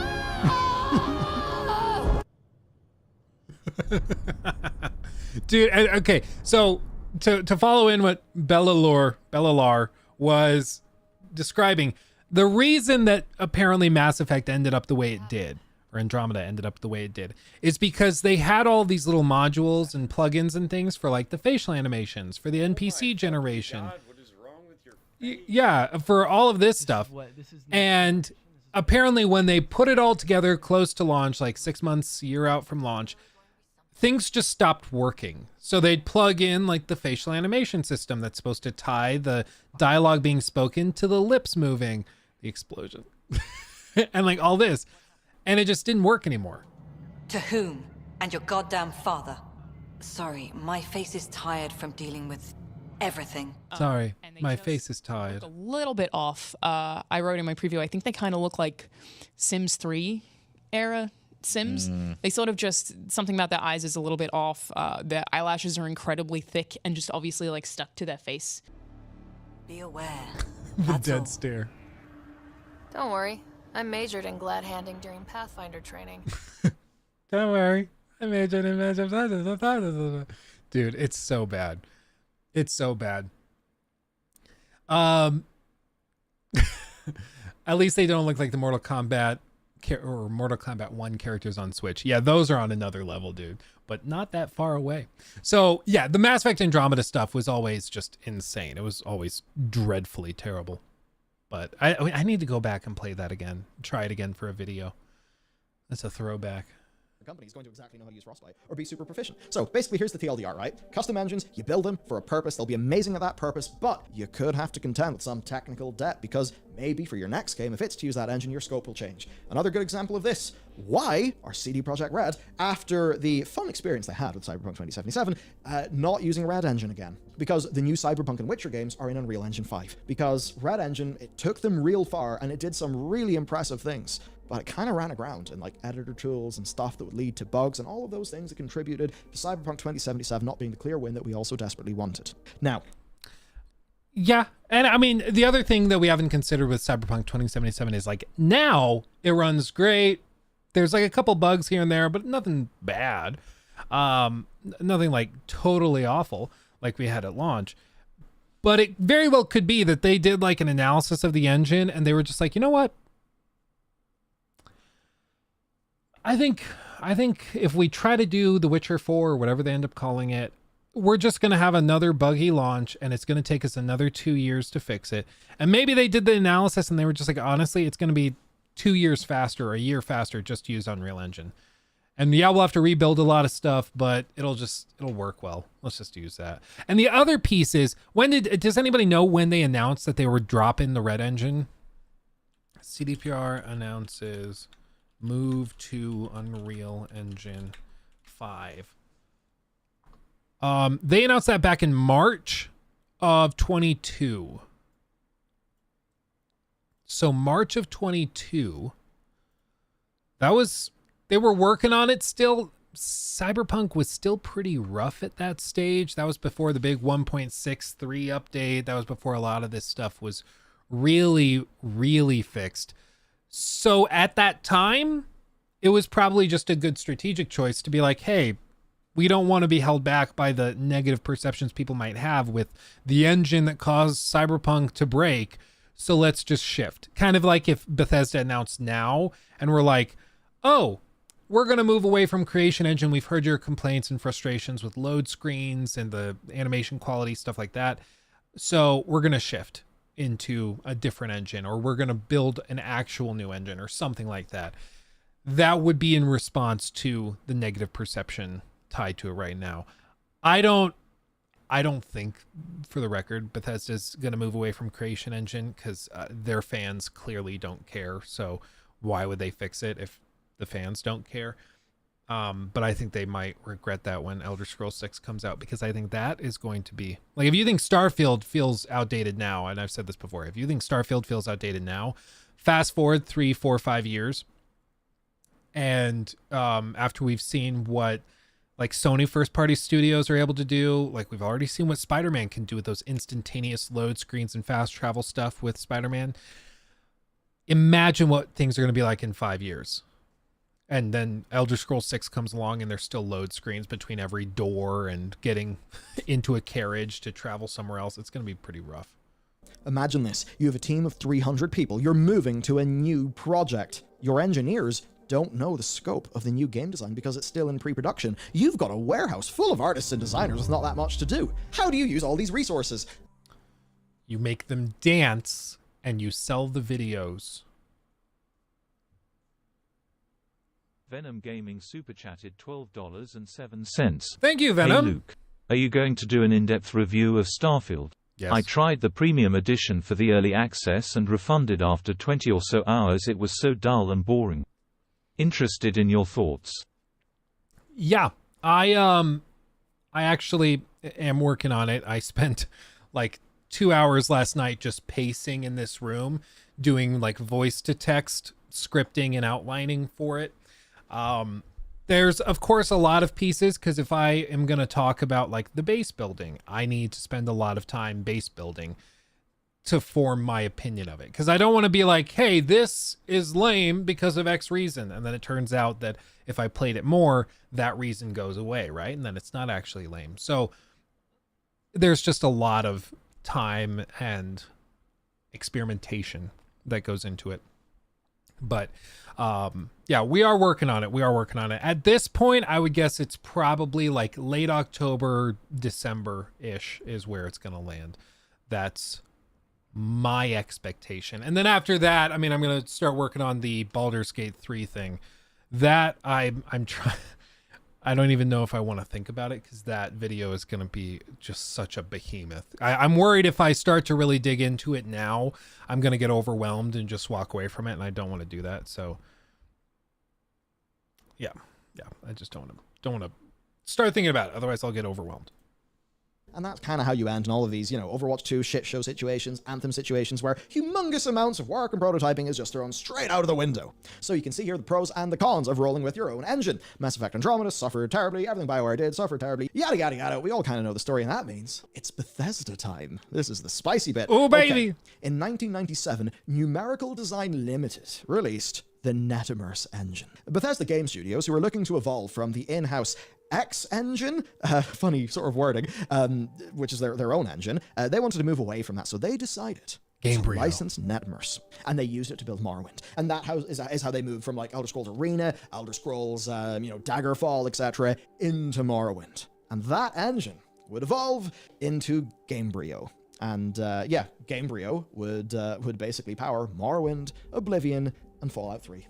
But then GameBrio, was kind of showing its age. They kind of knew a new console generation would be coming up. They want to do cool new things with Skyrim, so what do? Well, they forked their Fallout 3 version of GameBrio. Now, I didn't say they forked GameBrio. They forked their Fallout 3 version, and I say that very specifically because any developer will add a humongous stack of their own in-house tools and technology on top of whatever engine they're using to build the game. Probably best example of this happening is Rocksteady.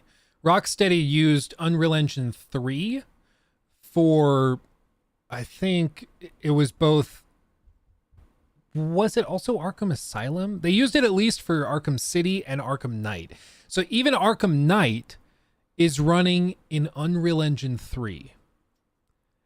And if you just look at Arkham Knight today, I still think Arkham Knight is one of, if not still one of the top 10 graphically impressive games available. Like today, I think it outshines many games that are releasing on modern hardware. It's stunning how crazy that game is.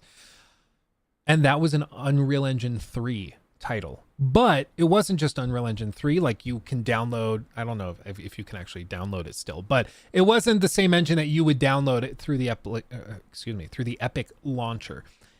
It was heavily altered. So they worked with Epic, and they went in and reworked huge portions of it to create physics simulations, smoke simulations, the rain effects. Yeah, exactly. No one does wet like Arkham games. Exactly, Sammy. It was crazy how impressive that is. To this day, it's still graphically stunning. And it would have looked good with just vanilla Unreal Engine, but Rocksteady's reworked version of it was ridiculous, which is why, again, Suicide Squad is all the more depressing. As an example, right, even for us, even for a basic game like ours, okay, so here's Captain Hunt looking a little bit rough. There he is. Now, we need to place him on the screen. How do we do that? Well, we build a custom staging system that just handles a bunch of shit for us. And it's a great development tool that lets us make that content a bit faster. We have a custom implementation of fmod that's able to talk to our various different things. The script, which we do in Inkle being this, it's almost like a writing language for people who are also programmers. It lets you do some really cool things in the narrative game space. But we had to get it to talk with our build of, with our stuff we were doing in Unity. And we wanted to make a bunch of tools. What's his game called? He called it Pale or something? Language, different things. The script with content a bit faster. That just handles a bunch of shit for us. And it's like ours. You know, okay, so here's Captain Hunt looking a little bit rough. There he is. Turn the Now, page. we need to Turn the place page. him on Let me see the screen. cover. How do we do that? P. Build a custom state. The Pale Beyond.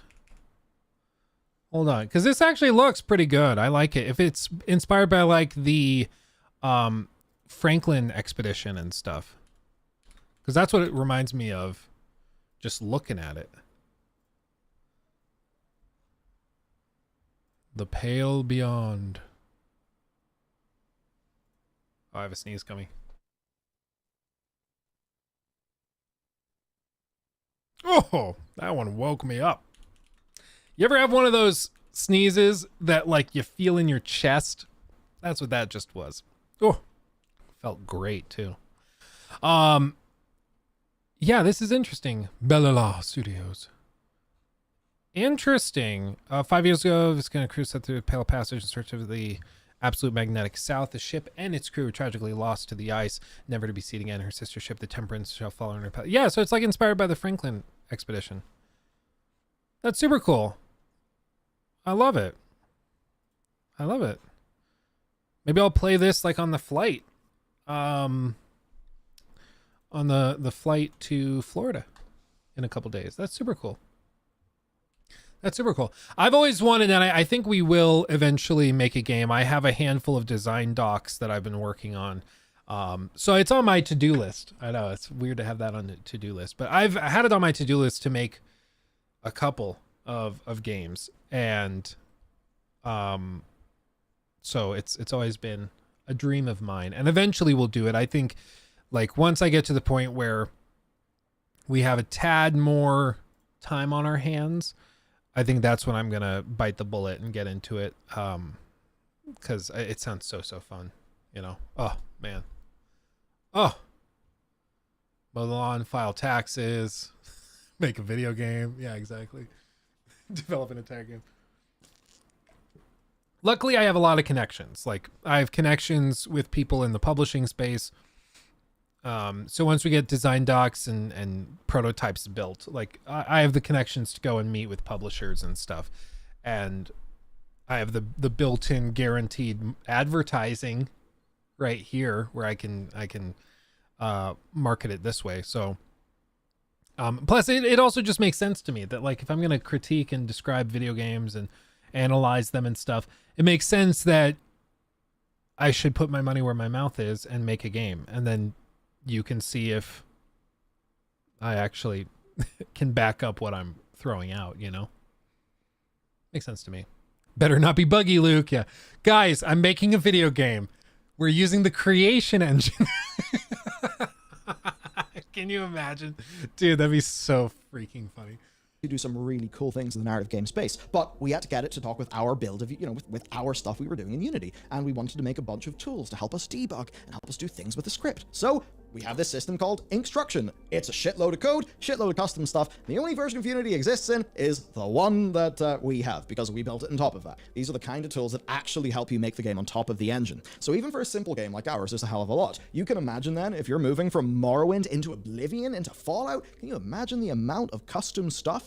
And obviously, like any good code base, it was probably a total shit show because, I mean, if you're a programmer, you know how it is. Okay, I busted out laughing in this new empty apartment at the creation. Oh, thank you, babe. She's spoiling me today. Wow. All our meat went bad. We've been eating too much McDonald's. We have gone a couple of times. We're in this weird spot where we don't want to like go shopping and get a lot of food because then we have to move that to the new place. And we're going on a trip. And we're leaving in a few days on a trip, so like It's a weird spot. yeah, that's how I'm justifying our bad eating habits. But We went from eating McDonald's 4 to 5 times a week to 3 times a week. it's better, right? Improving. I'll take it.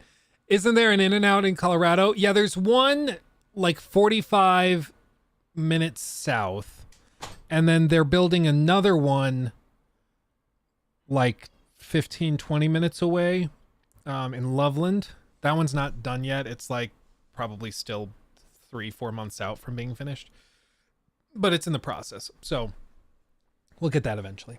Dang, Luke, your video already has almost 25K views. Yeah, no, actually on my end, shout out to everybody who's watched it. You guys are great. On my count, which is more up to date than what we'll show publicly, it's at 35.8 thousand. So thank you everybody for that. And what's funny is we've had such a great month. Again, thanks to all of you guys. That is the third best performing video out of the last 10. So out of the last 10, 2 videos have actually done better than that, which is crazy. But yeah, it's pretty crazy. So thank you all. Thank you all. It's been a good month. July was like shockingly terrible. July was just dead as hell. It was really funny. But yeah, last couple months have been very good. So thank you guys. How spoilery is the review? I followed all guidelines from CDPR. We cut out a bunch of stuff that I considered spoilers. I don't consider it spoilery at all. Everything I've shown in the review has either been shown in CDPR trailers and officially released stuff, so they don't consider it spoilers. Or it's specifically outlined and it's like me driving my car through Dogtown. So we've tried very hard to not put spoilers in it. So yeah, tried very, very hard. We tried so hard. That's the way that goes. Now, this means that by the time they'd made Fallout 3, that was the most advanced version of the GameBrio engine that they had. They made all the tools, all the tech. And from that, to build the Elder Scrolls Skyrim, the creation engine is born. Now, I have a question. Is the creation engine GameBrio? Ship of Theseus, right? Keeps on changing. And here's a fun example. Take Star Citizen. You see a spot on a planet, you can go to it, right? Sure can. I thought that wasn't possible. Sorry. I do want to, I guess we just put a pin in this, but I will say that in Star Citizen, you can do everything people wanted Starfield to do. I don't think it always makes for the best video game, which is why I want to be clear. I don't necessarily think that Starfield is better in terms of gameplay and active dopamine rushes and the drip drip drip of gameplay loops and everything, because it's more of a hardcore space sim is how it functions. However, that being said, the way Starfield handles their limited scope, I think is bad. I think the way that they constantly have everything segmented with these hard locked little tile fishbowl things for you to explore that have repeated content all over the place, I think the way they handled that was bad. But I also think that if we're trying to talk about a fun video game with a consistent gameplay loop, I also don't think Star Citizen is the answer, because it can be pretty slow. You'll load into the game and you want to go hop in your ship and fly away. It's a solid 5 to 10 minutes before you get in your ship and are flying away. Alonzo Tovar super chatted $5. Honestly, IDK, what y'all talking about half of the time when you mention DLS, SSRI, DUI, etc. I can't even tell the difference between 30 FPS and 60 FPS. Alonzo, thank you for the 5. And I think you fit in with the majority of people. I think the vast majority of especially console gamers don't really care that much about 30 versus 60 FPS. I don't think they care that much about HDR versus not HDR. I don't think they really care about ray tracing or not ray tracing. They just want a game that plays well and is fun. So I think you're very much in the mainstream. We're the outliers that we can tell. And honestly, it's why when I worked selling premium audio equipment with Magnolia Home Theater, I sold $20,000 speaker setups for people's home theaters and stuff.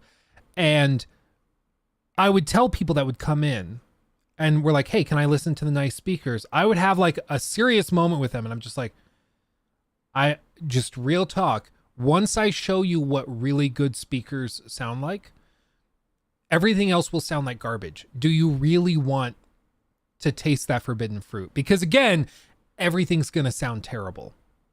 In the same way, like if I show you side by side the difference between an edge lit TV and then a micro LED lit TV and an OLED, those edge lit TVs are going to look like garbage in comparison, and you will have seen it and you won't be able to Jose forget Barrios it, you know? super chatted $5. I am a PS gamer and I have been thinking about buying a Switch PC. I want to play Zelda and Mario. Should I buy one now or wait for the Switch 2? I think we're probably less than a year out from the Switch 2. They might even, I mean, they might push it out to like next winter. So it might be a bit. But honestly, at this point, I would guess all that stuff's coming to the Switch 2 anyways. So I'd probably be patient, because if you buy the Switch now, in a year, certainly a year and a half, it's going to be the last gen console. Like it's going to be very outdated. So I would, yeah, like Knights is saying, get like a used Switch, or like a lot of people sold their original Switches or are selling their original Switches to get the OLED one. So I would look for a used one, or just wait, because it's like buying an iPhone 14 a week before the Apple event announcing the 15. It's like, just wait, it'll be okay. You know, a little patient, it'll be okay. I still have my OG Switch too. Thing's still running. The Joy-Con drift thing though, man, it's still terrible. It's still terrible. It's actually seems like it's gotten worse. Maybe I'm just noticing it more. But we were trying to play Smash on that Switch with those original, I don't think they're actually even original. I think they're like the replacement to the originals, because the originals were also doing it. But even on those older Joy-Cons, it would just randomly get stuck. And so you just run right nonstop, right off the edge. And you can't help it, because it just got stuck and it didn't want to update. And so it was like it disconnected randomly in the middle of the game. It's so annoying. So annoying. I'm talking about Switch. RDO2 got a Switch rating in Brazil. If RDO2 releases on Switch, it's going to be a shit job. Can you imagine what that looks like? What it could be, I don't think they've done this before, but Control is also on the Switch, but it's a cloud version. So it only streams through the cloud to the Switch, like through xCloud or GeForce Now, whatever they're using. And so it could be that. It could just be a cloud version of it, which is how they're getting it on it. Which is honestly probably the best option for them, because otherwise it would look like absolute trash. Yeah, Adrian, I think some people do care about the 30 versus 60 for sure on the console side, but having worked selling like TVs and stuff to people, I would just tell the hardcore people that are like, oh, I want 120 hertz support on all these games. I will tell you that a shocking number of people either can't tell a difference or just don't care. They're like, oh yeah, it looks a little smoother, I guess. One guy I remember, there was a PS, I was working there during the reveal of Sekiro, and I think the original PlayStation, or the original Spider-Man PlayStation bundle. And so on the Sony pad in Best Buy, all of the TVs were playing Spider-Man footage from the Spider-Man game trailers and everything. And a lot of that footage was at like, it was just the regular 30 FPS footage. I don't remember if they had a 60 FPS trailer or not. So maybe it wasn't Spider-Man. Maybe it was Sekiro. I think it might have been Sekiro, actually. Well, no, that would have been 2019. I don't know. It was a video game. And, oh, it might have been God of War. I have no idea. Anyway, it was a video game. They were playing it 30 FPS, and then they also had the 60 FPS version running as well. And I had a customer come in, and I still remember this to this day. And he came in and said, oh, it looks like a soap opera. I was like, what? And I realized because of the 60 FPS footage, he thought it looked worse than the more cinematic 30 FPS. I was like, oh my God. He is unironically, the 30 FPS is more cinematic. That's why we chose to render it in that. Which is funny because, yeah, cinematic is actually 24 frames, because back in the day when you were printing films on actual film reels, film is expensive, especially when, 24 is for a second. You stretch that out over a 2-hour movie, it adds up. So they tried to figure out what total number of frames is the lowest number we can reach where it still looks smooth, and they found 24 was that number. So that became the standard for cinema, and now it looks cinematic, but when you go to 24 after watching something in 60, it's like, oh my god. It's really hard to see. As for whether they look better at 24, I think it's more that we just grew up and are used to seeing films in 24 FPS. So when most cinema is at 24, we've just become accustomed to that being cinematic because it's what we see when we go to the cinema. It's not technically better, but like, you go watch that freaking Will Smith, whatever it was, he played like a mercenary or something. It was a terrible movie, but it was a movie, like an action movie where it was filmed in 60 FPS, where Will Smith was like a spy, a mercenary, whatever. And the dude looks like, the whole thing looks horrible. It looks horrible. Like, it looks like some sort of weird Gemini Man. Maybe. I think I can find it real quick. Hold on. It just doesn't look right. It doesn't look right. Will Smith movie.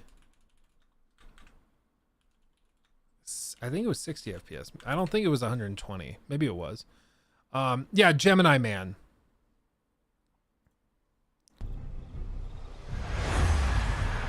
So 25 or 24 FPS. Looks pretty standard for a film. Okay, pretty standard. That looks cinematic. And then they go to 60.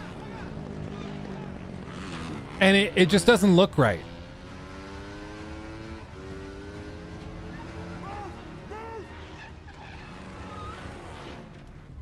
You know, it looks like some weird, crappy behind the scenes or like fan upscaled something or other. Yeah, it looks sped up.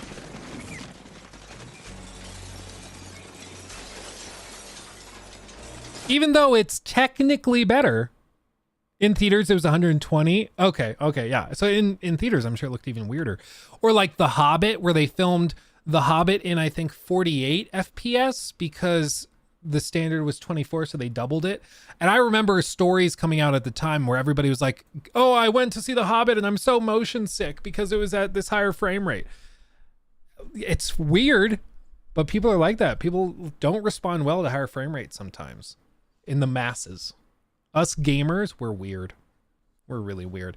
Anyway, what the hell were we talking about? I don't know.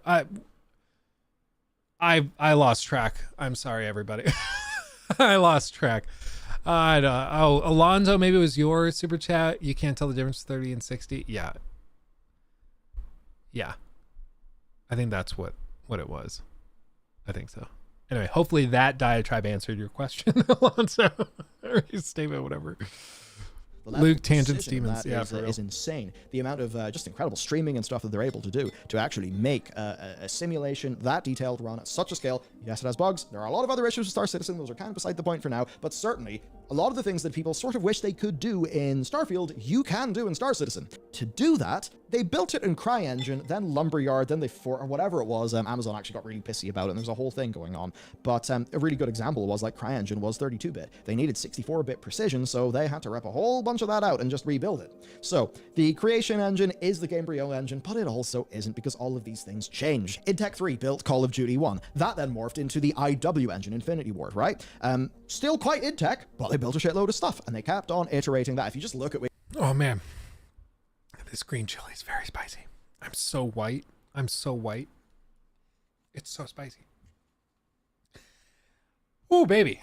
Yeah, when people are like, whoa, they haven't been doing anything in Star Citizen for however many, like a decade of development and $600 million later.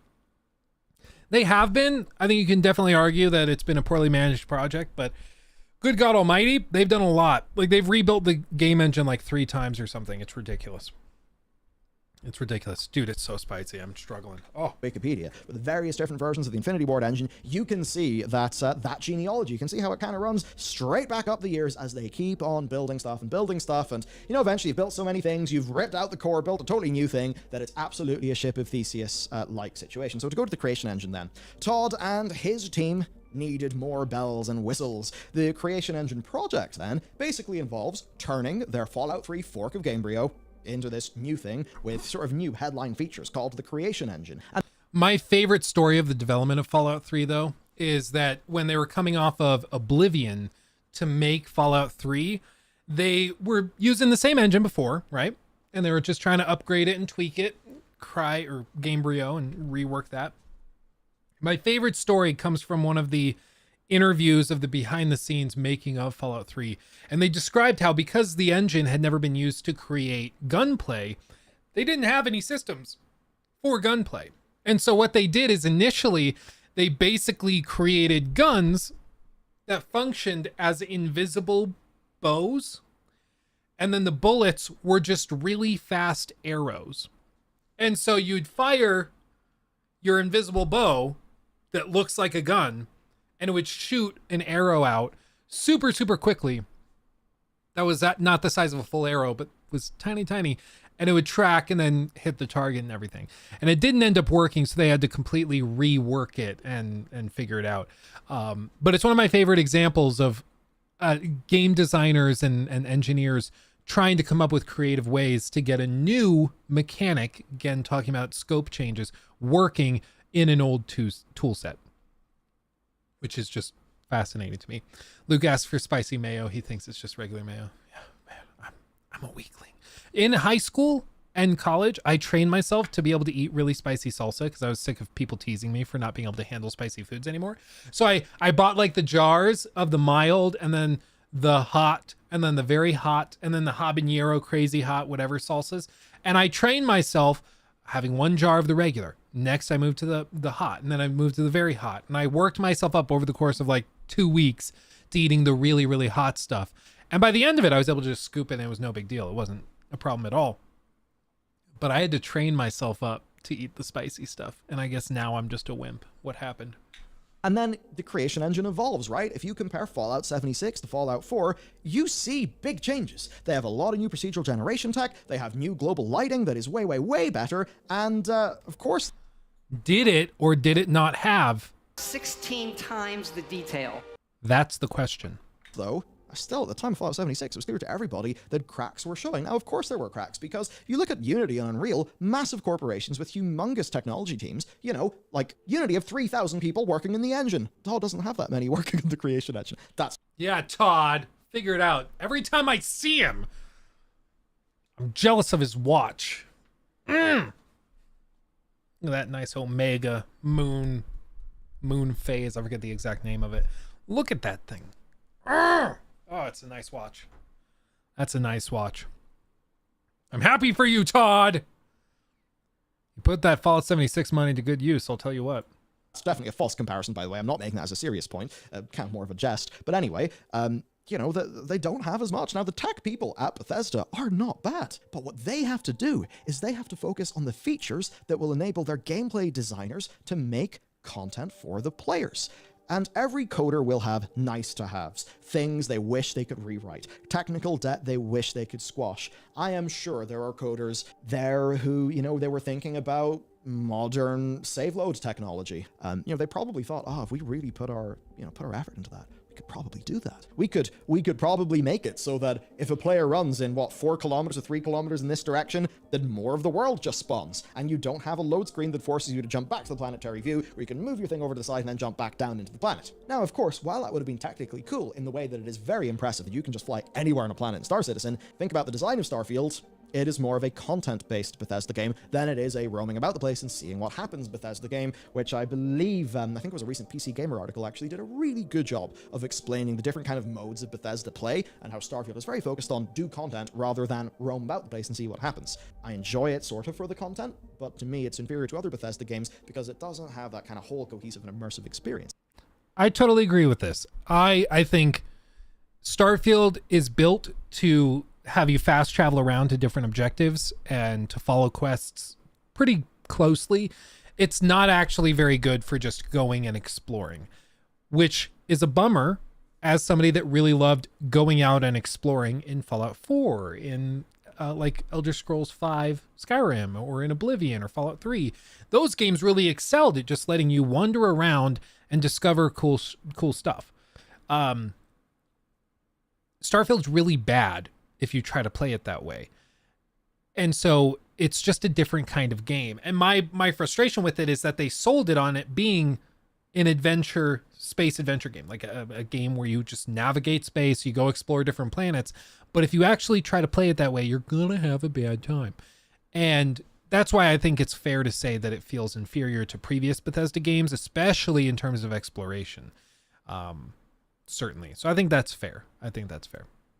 But anyhow, you can totally see how any of the technical issues that you could have with Starfield, those coders could have gotten around those if they had the time, if they had the... It reminds me of what Todd Howard said, I think it was in the Making of Oblivion video, where he said to his team, we can do anything, we just can't do everything.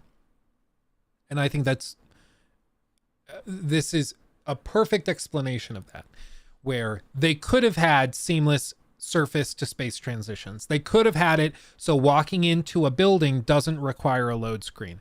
They could have had it so it used a cinematic camera instead of this weird front-on camera that they chose to use for some asinine reason, even though they already had it working in Fallout 4. They could have done all of that, but instead they chose to go the route that they did.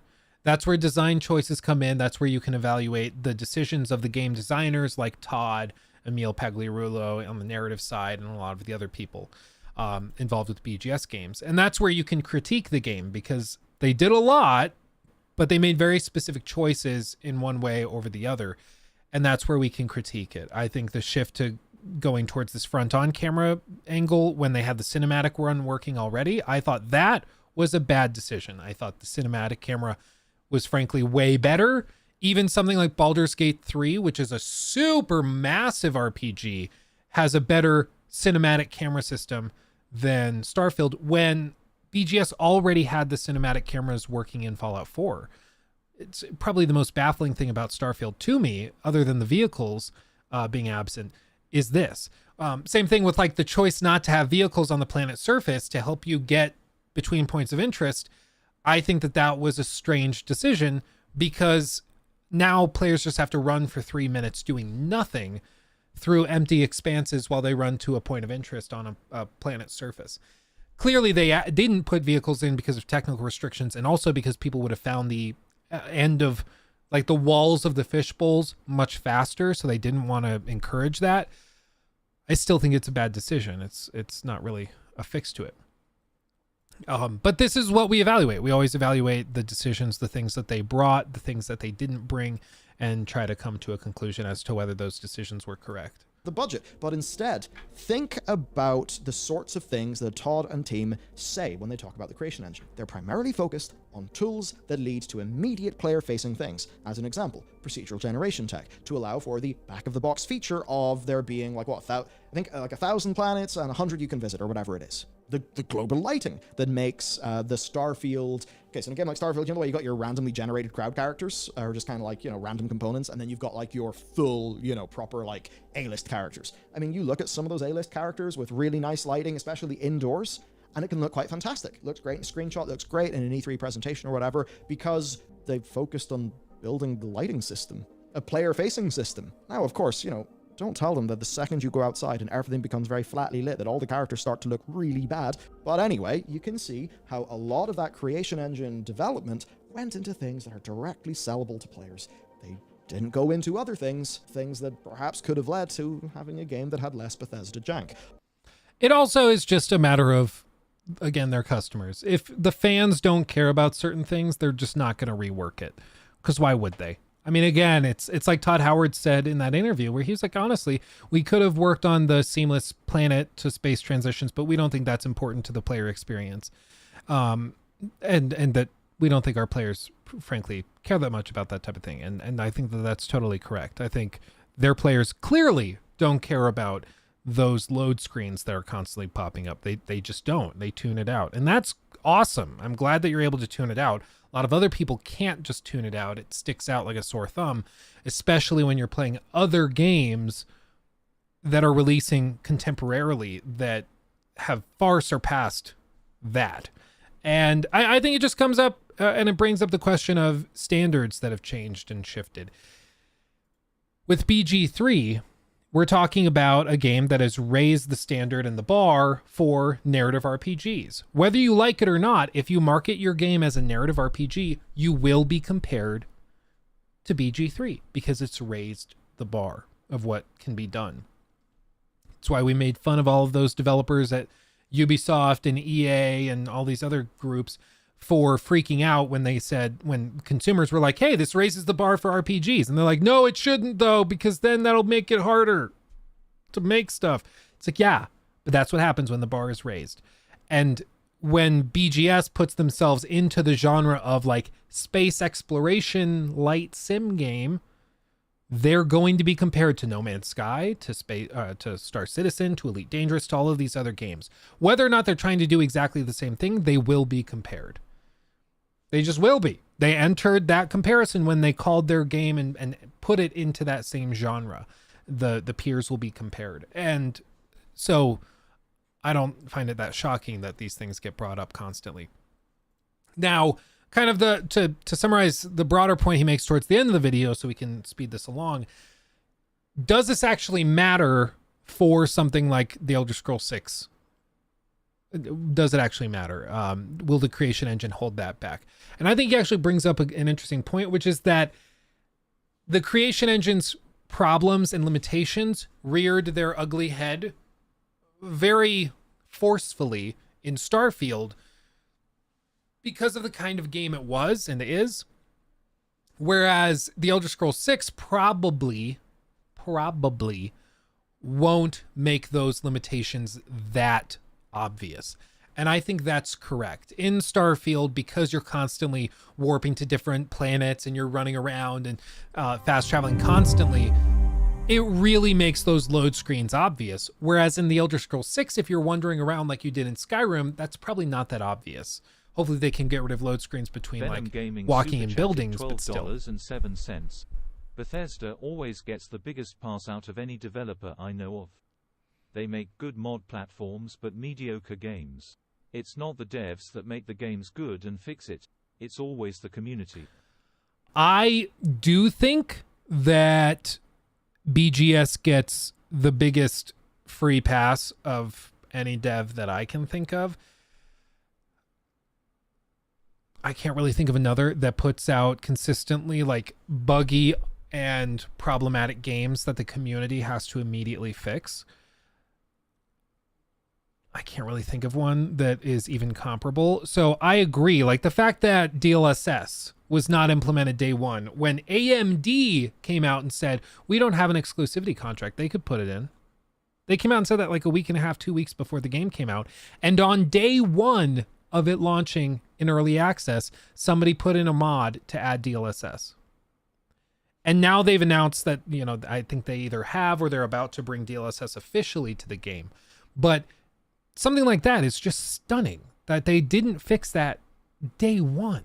Or like other modders have fixed the inventory system, because the inventory UI is so horrid that trying to select a different weapon requires you to manually click on each one to compare stats and remember what the last one was, to compare damage numbers and everything. And somebody went in, redid the UI so that you can actually just compare damage numbers down the row. Instantly. Way better. Way better. But the modders had to do it. And so I agree. I think they get a free pass often. They just get away with it. And I don't think that that's fair. But why aren't they hiring these modders? I think they occasionally do, and they do like the paid mod thing. But it's why I tweeted out, or sorry, I X'd out, if that's the term, this post that I just ended up muting because it was getting really, really like toxic. But I tweeted this out because a new Starfield mod called Slower Than Light allows players to finally travel between planet to planet in seamless space travel by letting ships reach speeds more than 100 times the speed of light. So again, basically just seamless space travel. And I just asked, can someone more technically inclined than me explain to me how it's possible for a modder to do this in a couple of weeks while BGS works on a game for 5 years and can't manage it? I'm genuinely baffled how modders are able to do this stuff so quickly on effectively no budget. on effectively no budget, while BGS shrugs while acting like it's impossible. And I will amend this because this was made very quickly with voice to text on my phone while I was walking out of the studio. I think they haven't necessarily said that it's impossible. The fans have made excuses saying that it's basically impossible, but I don't think BGS has specifically said that, so I want to correct that point. But a bunch of people like started discussing it, and I think like ACG puts in a good point here. Modders don't have to cert, and this seems to still require a random reload of the location to land, I think. So currently is flying through empty space with a load, sort of identical to the actual game, but with the cut hiding empty flight. Also, modders don't have to worry about what they do causing issues later, as we have sadly already seen with some Starfield or some other mods, maybe, I don't know. But people kind of hooked onto this, but I think it reflects an actual feeling and sentiment that people have, which is that Bethesda puts out a game that lacks a pretty obvious feature for the type of game it is, and then modders deal with it and fix it within a week or two on no budget, and it just seems to work. And yeah, it might cause other bugs, might cause other issues, who knows, I haven't messed around with it, but at the very least they were able to do it, and you'd think that they could then bring them onto the team, or at least work through this with a team of hundreds and hundreds of people and millions of dollars at their disposal. You'd think they'd be able to figure it out and get it working. So the only thing you can decide, or the only conclusion you can reach, is that they don't want to. Because if modders are able to do it so effortlessly, seemingly, or at least so quickly on a non-existent budget, the only reason that Bethesda must be unable to do it is because they don't want to do it. And that's either for a design choice or, and this is what I think is more likely, because they know that modders will fix it with things like DLSS, bringing that to the game. They don't need to do it because they feel like modders will just fix it. Well, yeah, we could spend dev time working on it, but modders will fix it.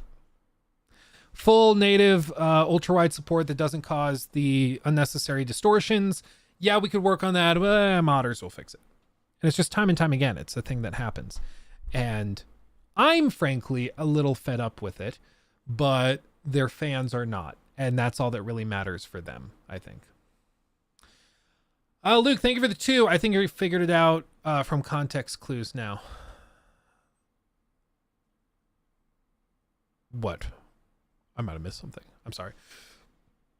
Oh, sorry, Luke. I see your previous message. Okay, that makes sense. Sup, Luke? Hope your day is going well and fam is good. Just got here. What is the current plot point of the stream? Yeah, okay, you figured it out. And then also, let's see the other ones. Okay, we answered the other ones. So yeah, I just think, like, all of this to say, I do think it is a problem that BGS is just given a free pass when it comes to putting stuff out that lacks features or polish and refinement and relying on modders to fix it. I think that's why it took Fallout 76 like 3-4 years to start functioning pretty well. Modders would have gotten it working much, much faster. However, because it's an online game, modders couldn't just go in there and rework the code because it's an online game. So it wasn't that simple. BGS had to do a lot in that case to get that working semi-decently. And even then, it still has a weird lag input response time issue that I can't stand, frankly. So, yeah. Sorry if the question has already been asked, but have you seen Dragon's Dogma 2 gameplay? I pulled it up, actually, so we could look at it. I sure did. Let's look at it. Let's see. Let's see. Okay, this is Dragon's Dogma 2 gameplay. Let's see. Good luck editing that one, Jacob. Good luck. Good luck. I don't think they're relying on modders. Bethesda has the largest modding community, but the game would be the exact same without the modding community. Same with every other release. The game would be the exact same without the Oh, you mean like they wouldn't be changing, or you don't think that they are making design decisions with the expectation that modders will fill in the gaps. You don't think that's the case? I don't think that they've ever said anything like that. So to be fair, it's speculation, certainly. But I think their consistent behavior is indicative of an attitude where they just assume modders will fix stuff. Like Fallout 3, for years and years, you couldn't actually boot it up without going in and tweaking the INI files and or downloading a mod that does it automatically. You just couldn't play it on PC. Which is just absolutely absurd. Like, it's insane. Especially because eventually, my understanding is eventually they did fix it, like late last year. And it was a quick, like, 5 megabyte patch. Like, it really was not a big deal at all to fix it. So I think their behavior indicates that they do have that reliance on the mod community and they do just count on them fixing their crap. But it certainly is up for debate. Because like I said, they have never, as far as I'm aware, and I don't think they ever would say anything. Let's see. Do most people that play Bethesda games even use mods? I feel like a casual gamer wouldn't. Like on Xbox and PlayStation, they have, for like Fallout 4, they have a mod system even on console. So I think a lot of people do mess around with them. I don't think any serious game-changing mods are super common. Out of like 1 million players, maybe 50,000 download mods that really change the experience, but it's still technically possible, I guess. But let's see. Okay, shifting gears. Dragon's Dogma 2, they just dropped 10 minutes of gameplay for us to check out and sink our teeth into. I have not seen this. I don't know what to expect. So we're going into this raw together. We're going to experience this raw together. The way all friends should experience things. Raw. Okay, let's see. Also, Luke, thank you for the 5. It's going to read it. 9K super chatted $5. When you get the new studio set up, it is really gonna mess with my brain for a while. But it's gonna be a nice upgrade for you. More room for activities. It's really gonna mess with it for a while, but it's gonna be a nice upgrade for you. More room for activity. Yeah. No, it's gonna be cool. Yeah. I think it's going to be good. There will be lots of space. It will not get us hot right now. According to my little AC unit here, it is 82 degrees in here, so it's very hot. So I'm excited to have a much cooler space. It's going to be nice. And then also a lot of space just in general is going to be good. And you guys, I'm going to stream like building the studio. It's going to be cool. And I think we're going to paint the whole thing black. It's going to be cool. Okay. Dragon's Dogma 2, 10 minutes of gameplay. Let's go. Here we go. Bah. Would you mind coming over here? Oh no. I preferred not to have to fight so soon. But at least I know I am up to the challenge. You must not let down our band. That was well fought. There's no one standing who might say other.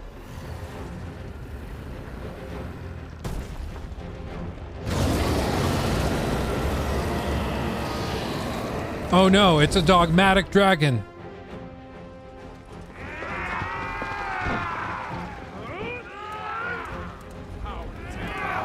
Oh man.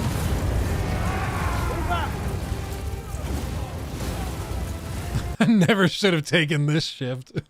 I like that. That's funny. I hope we can make the subtitles smaller though. Watch out!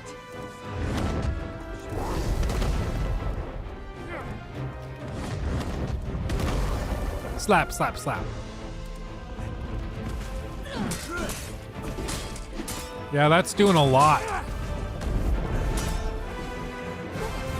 Dude, you can just climb it.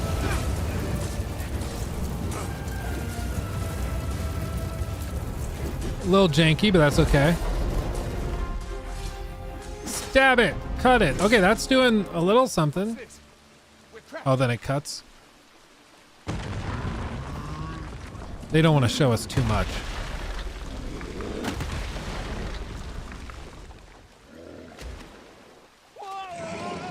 A Cyclops. 5! A Cyclops! Did you think we'd encounter one here of all places. Oh, that's cool. Cyclops. Right. Be on your guard. Oh, baby.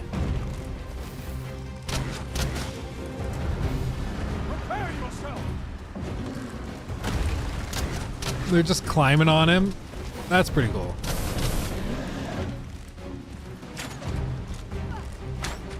I can't wait to see like the trick shotters get in here and just one shot him. Okay, that was freaking cool though. Look at this. Watch how the flames spread across his body. He's not instantaneously covered in flame. It actually spreads across his body. Look at that. That's badass, dude. Allow me. It seems we have enraged our foe. Use their rage to our advantage. Okay, I think the gameplay so far looks great. I can't stand the dialogue though. We're like, who when fighting this is like, oh, it seems we have enraged our foe. No, you'd be like, oh my god, he's so angry now. Ah, like, I don't care how trained you are. You're not going to be like, oh, it seems post-tense that we are moderately enraged upon by this evil, disgusting Cyclops. Dilly dilly, dab dab on the haters. I don't think anybody's talking like that. Stabbed him in the butt. Keep a measured distance and observe our foe before you strike. Lashing out at random shan't see us to victory.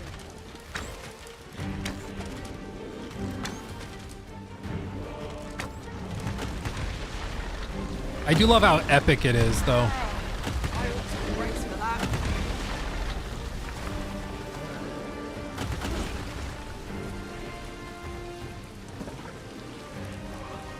Move your camera. Okay, just trying to pick it up.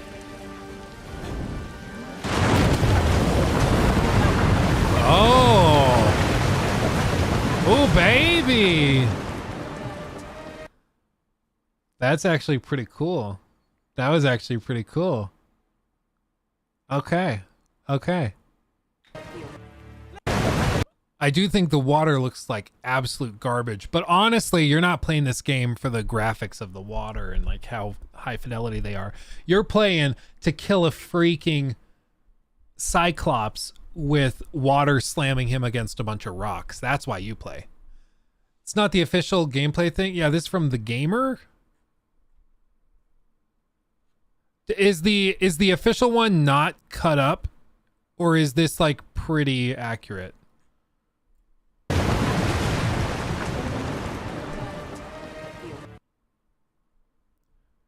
It's from Capcom. I can just pull up that one. Showcase 8 minutes ago, so it's probably going to be just about the same. Because this is one you're talking about, right? In your party. Oh, they actually talk through it. Okay, let's see this. Let's see this. The sequel to Hogwarts Legacy?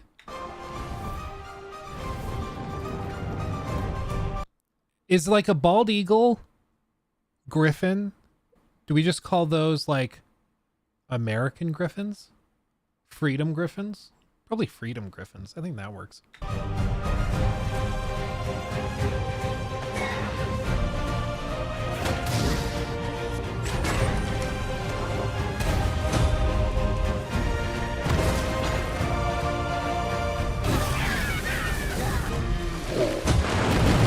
Booyah! Freedom Griffin!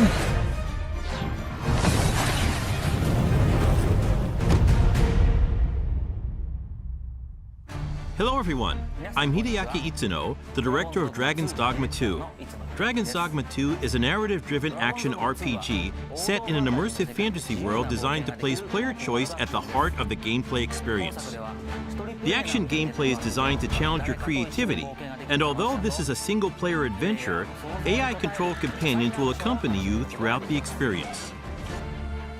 Today, I'd like to show you a little of what you can expect from the world of Dragon's Dogma 2 with this new gameplay footage. Okay. I love how all these like 56-year-old Japanese developers have just swag oozing. Like for real. He's got the like designer glasses that look like the safety glasses you wear when you're sanding something industrial.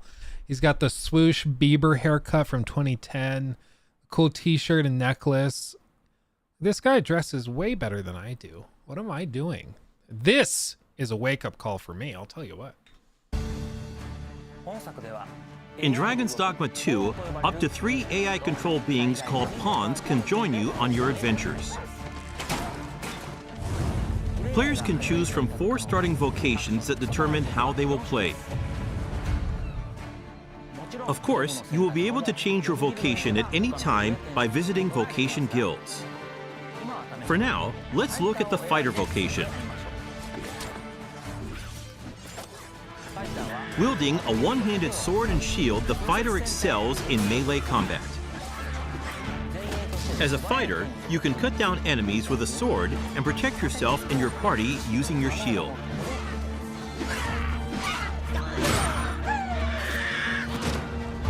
As we keep going, I love their random screams as they jump at you.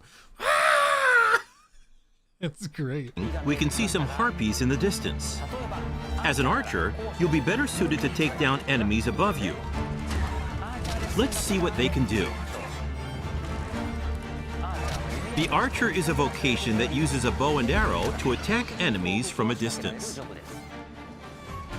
Make full use of your arsenal, including exploding or blighting arrows. You can also aim at your enemies like a third-person shooter. Can you change your vocation? That's what I'm interested in. Because maybe you start playing and you're like, I'm not feeling the archery thing. I want to go get up close and personal. I don't know. You can change it? Pre-mixed? Okay. The monsters of Dragon's Dogma 2 behave organically in the world around them. Good. And will even react to players by using their wits against you. Next, I would like to show you the mage in action. Mages excel at long-range magical attacks, as well as healing and support spells that bolster your party with various enchantments to give allies an advantage in battle. Cap. The more advanced and powerful the magic is, the longer the incantation will take.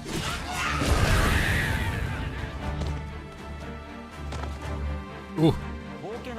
In addition to the pawns you adventure with, you will occasionally act with other inhabitants of the world. What's this? We're trapped. Or are we?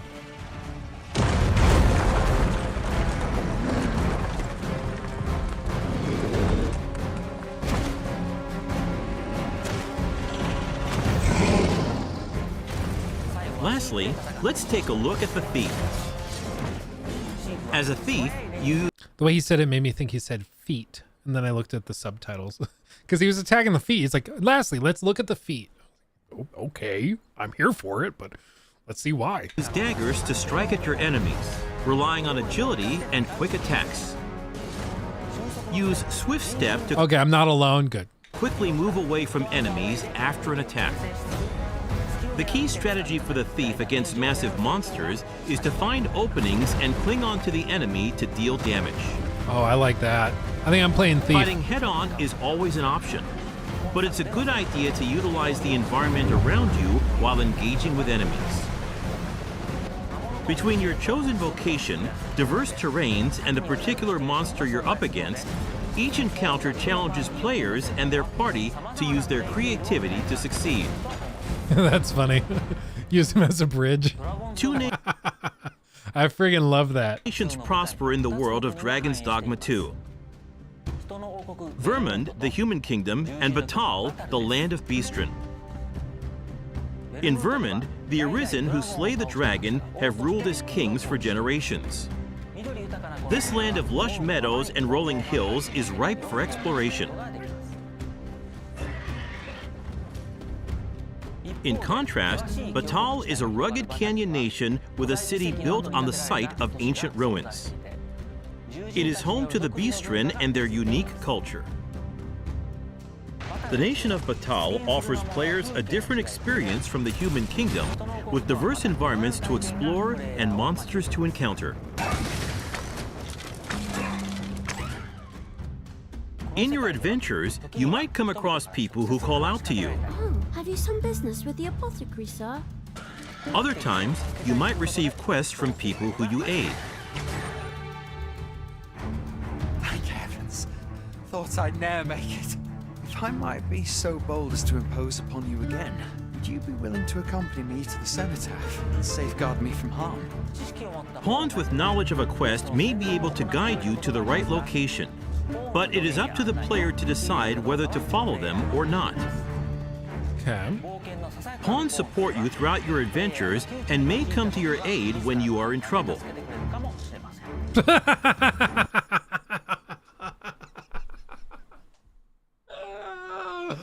What was that?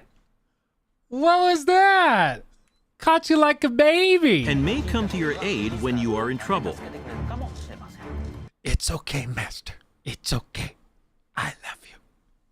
I'm expecting like a little kiss on the forehead too. Keep exploring. I freaking love that. That's great. Oh. To complete your quests, you can ride ox carts to travel to major locations. But be aware, as you might get attacked en route to your destination and have to decide how to tackle the situation.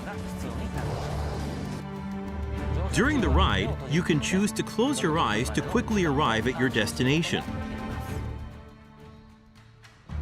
Time is ever passing, even while riding an ox cart, and the environment around the player constantly changes. Nighttime is especially dangerous.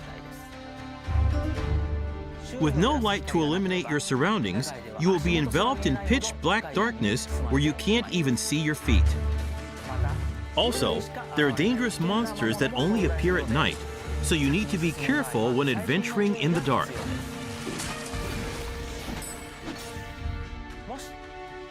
If you have a camping kit, you can find a campsite to spend the night and recover your health.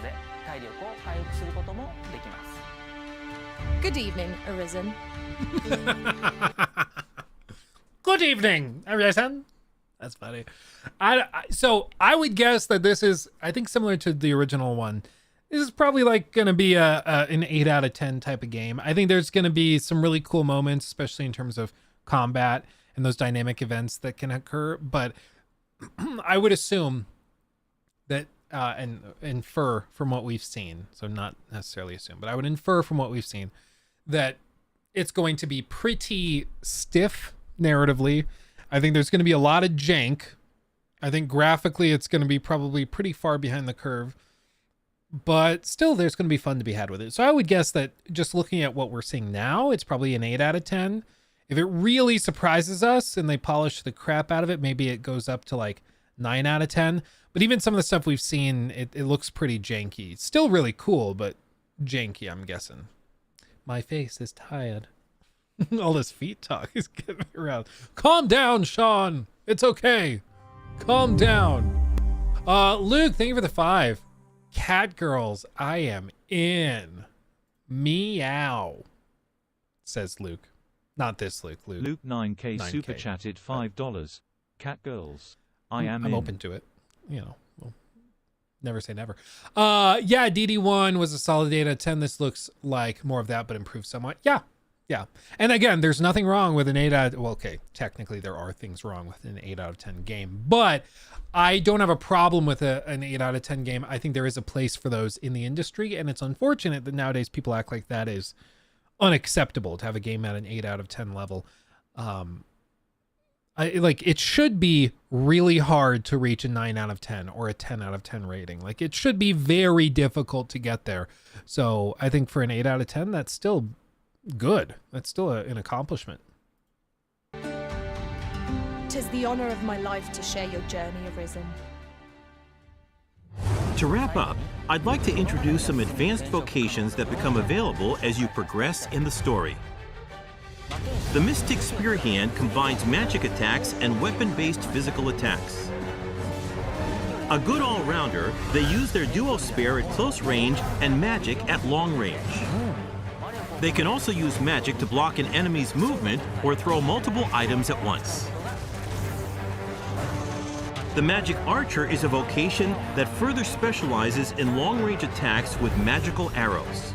On top of healing and providing support to your allies, they can learn a skill that releases a powerful attack over a wide area in exchange for reducing their own maximum HP. Can they also lower the music volume? Or is that a different class? And of course, there are other unique vocations you can look forward to. We have a playable version of Dragon's Dogma 2 at the Tokyo Game Show Capcom booth. Maybe we get it as a demo. That happens sometimes. You never know. Depending on the choices they make, each player can experience very different playthroughs. We're very much looking forward to the impressions of those who get a chance to play. Dragon's Dogma 2 is being developed for PlayStation 5, Xbox Series X, Xbox Series S, and Steam. Please stay tuned for more information. Thank you. Does anybody know if like Tokyo Game Show, can you just go to it, or is it like an invite thing? Does anybody know? Because like Sony, of course, tends to put a lot of stuff at Tokyo Game Show. Of course, you get a lot of Capcom stuff, a lot of really cool details about big games like this out of Japan. Could be really cool to go, but I don't know. I don't know if it's something you can just attend. Honestly, it looks pretty good. I think if we look at, where's the last thing we saw? This clip, there was a little bit of jank with getting up the big dragon. So like you see him climb up, you'll see right as he reaches like the armpit, right up here, like you clip into it. He doesn't actually grab. Now he's running on him. See, he's like running on the surface. He's not actually grabbed on. So a little jank like that concerns me because it could make it so you're trying to like fight this big dragon and you just randomly fall off because it didn't detect that you were where you should be grabbing. But a little bit of jank never hurt anybody. And again, like everything else looks pretty solid. So I think if this lands at like an 8 out of 10 range, I think that's still an accomplishment. That's still probably worth playing. I would assume. But yeah, this is one to keep your eye on. I think this could be good fun. Looks pretty good. It looks pretty Gucci. Dare I say, a little Gucci. Close that down, close that. Okay, real quick, I'm going to do a survey. Hold on. I'm going to do a survey. Hello, babe. I can't type. Yeah. I actually don't know how to type.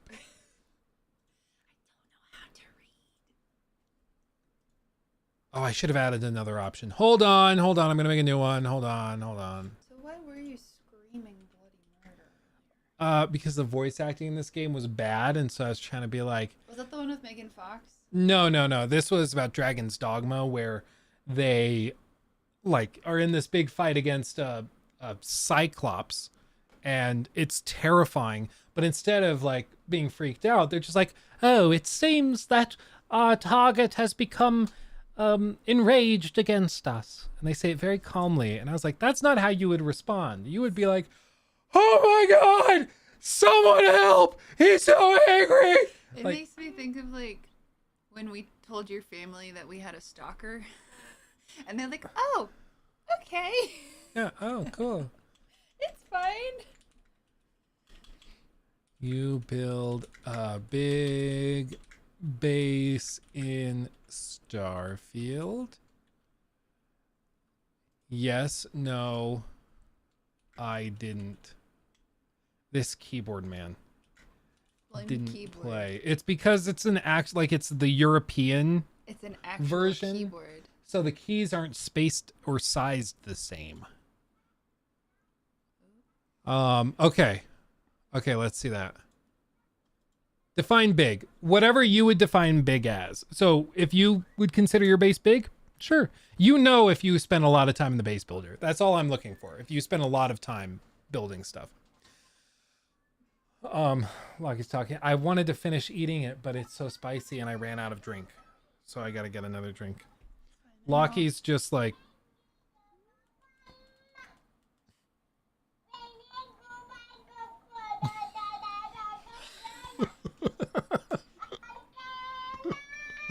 For contrast, What is he if you want to turn doing? that down, here's Ori. Oh, and meanwhile, Ori's just chilling. Ori's just chilling. He's just happy. I'm good. Music on it so that way he wouldn't cry. Like he's just ah! talking to himself. Oh, what a cutie. Okay, so out of those that played it,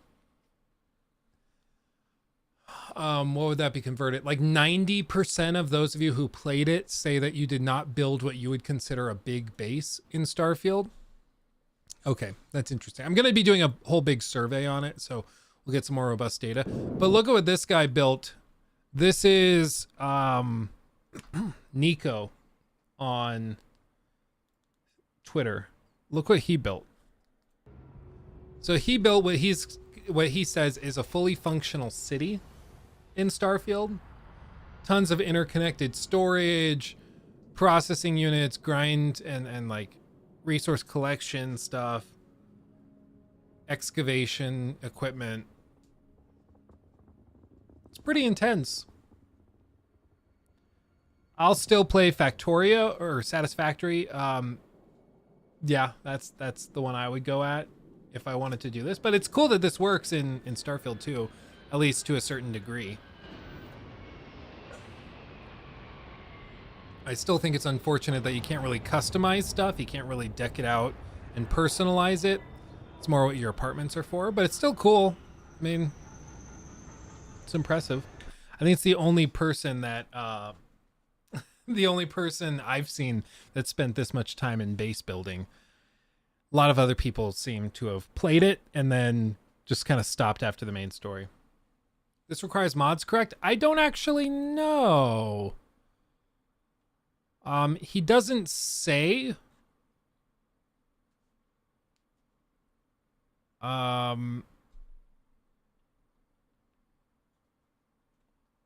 he doesn't say.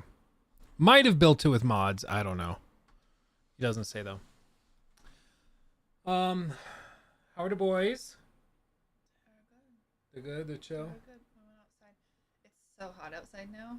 Oh really? Luke dressed Lockie super cute, but for like 50-degree weather. It was 80 very degrees outside. It was now. very cold this morning. Like the grass was frosted, and so they go. I took him outside, and he's huffing and puffing, and his face is bright red. And I was like, okay, we're gonna change your shirt, buddy. Yeah. He's like in this cute little Mickey Mouse sweatsuit, like ooh, like beige baby, but not beige baby. Very cute little fella. Luke did a good job. But he's it's very hot. Yeah. Well, he's like me. I'm an oven too. I get toasty. That's why I can't stand when the studio gets like super hot either. Yeah, 50 degrees. Yeah, in freedom units, not in Celsius, because 50 C is 122 degrees Fahrenheit. So yeah, it was not that hot. Right now it's like 27 degrees Celsius outside, but this morning it was like 10 degrees Celsius, if that makes sense. I agree. Celsius is way better. Meters, way better than freedom units and feet and miles and stuff. I agree. It's way, way, way better. No wonder America struggles with physics and stuff. They should honestly transition and change, but at this point they're kind of too far down. Let's see. W2F is a kilometer, 1,000 meters. It's pretty simple. That's the great thing is it's like, okay, a kilometer, 1,000 meters. I'm going to like, what's a centimeter? Like you can just break down all this stuff pretty easily once you start using consistent units, but then it's like, what's a mile? some arbitrary number of feet. What's a foot? It's an arbitrary size we all just kind of agreed upon randomly. Apparently it used to be that like the king of a fiefdom, or the lord of a fiefdom rather, whatever the length of his foot, his actual foot, is what they called a foot. And so eventually they were like, well, we should probably make a standard unit. So some dude's foot became the standard for all feet. It's just dumb. It's dumb. Nothing about it makes any sense. Nothing about it. Sub Lucille.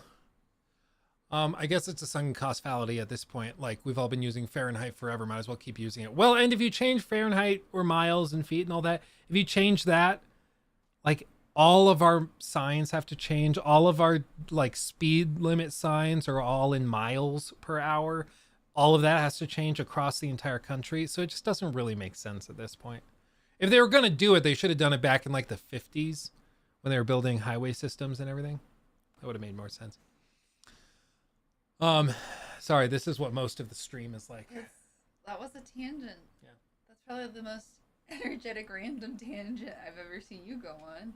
Oh, you should watch the stream. We get into random stuff. This is why he won't talk to me in the car. We just sit in silence. My brain is fried by the time I get there. I'm just like catatonic. I come down here and I'm just like, how can he talk for forever? What is happening? Oh.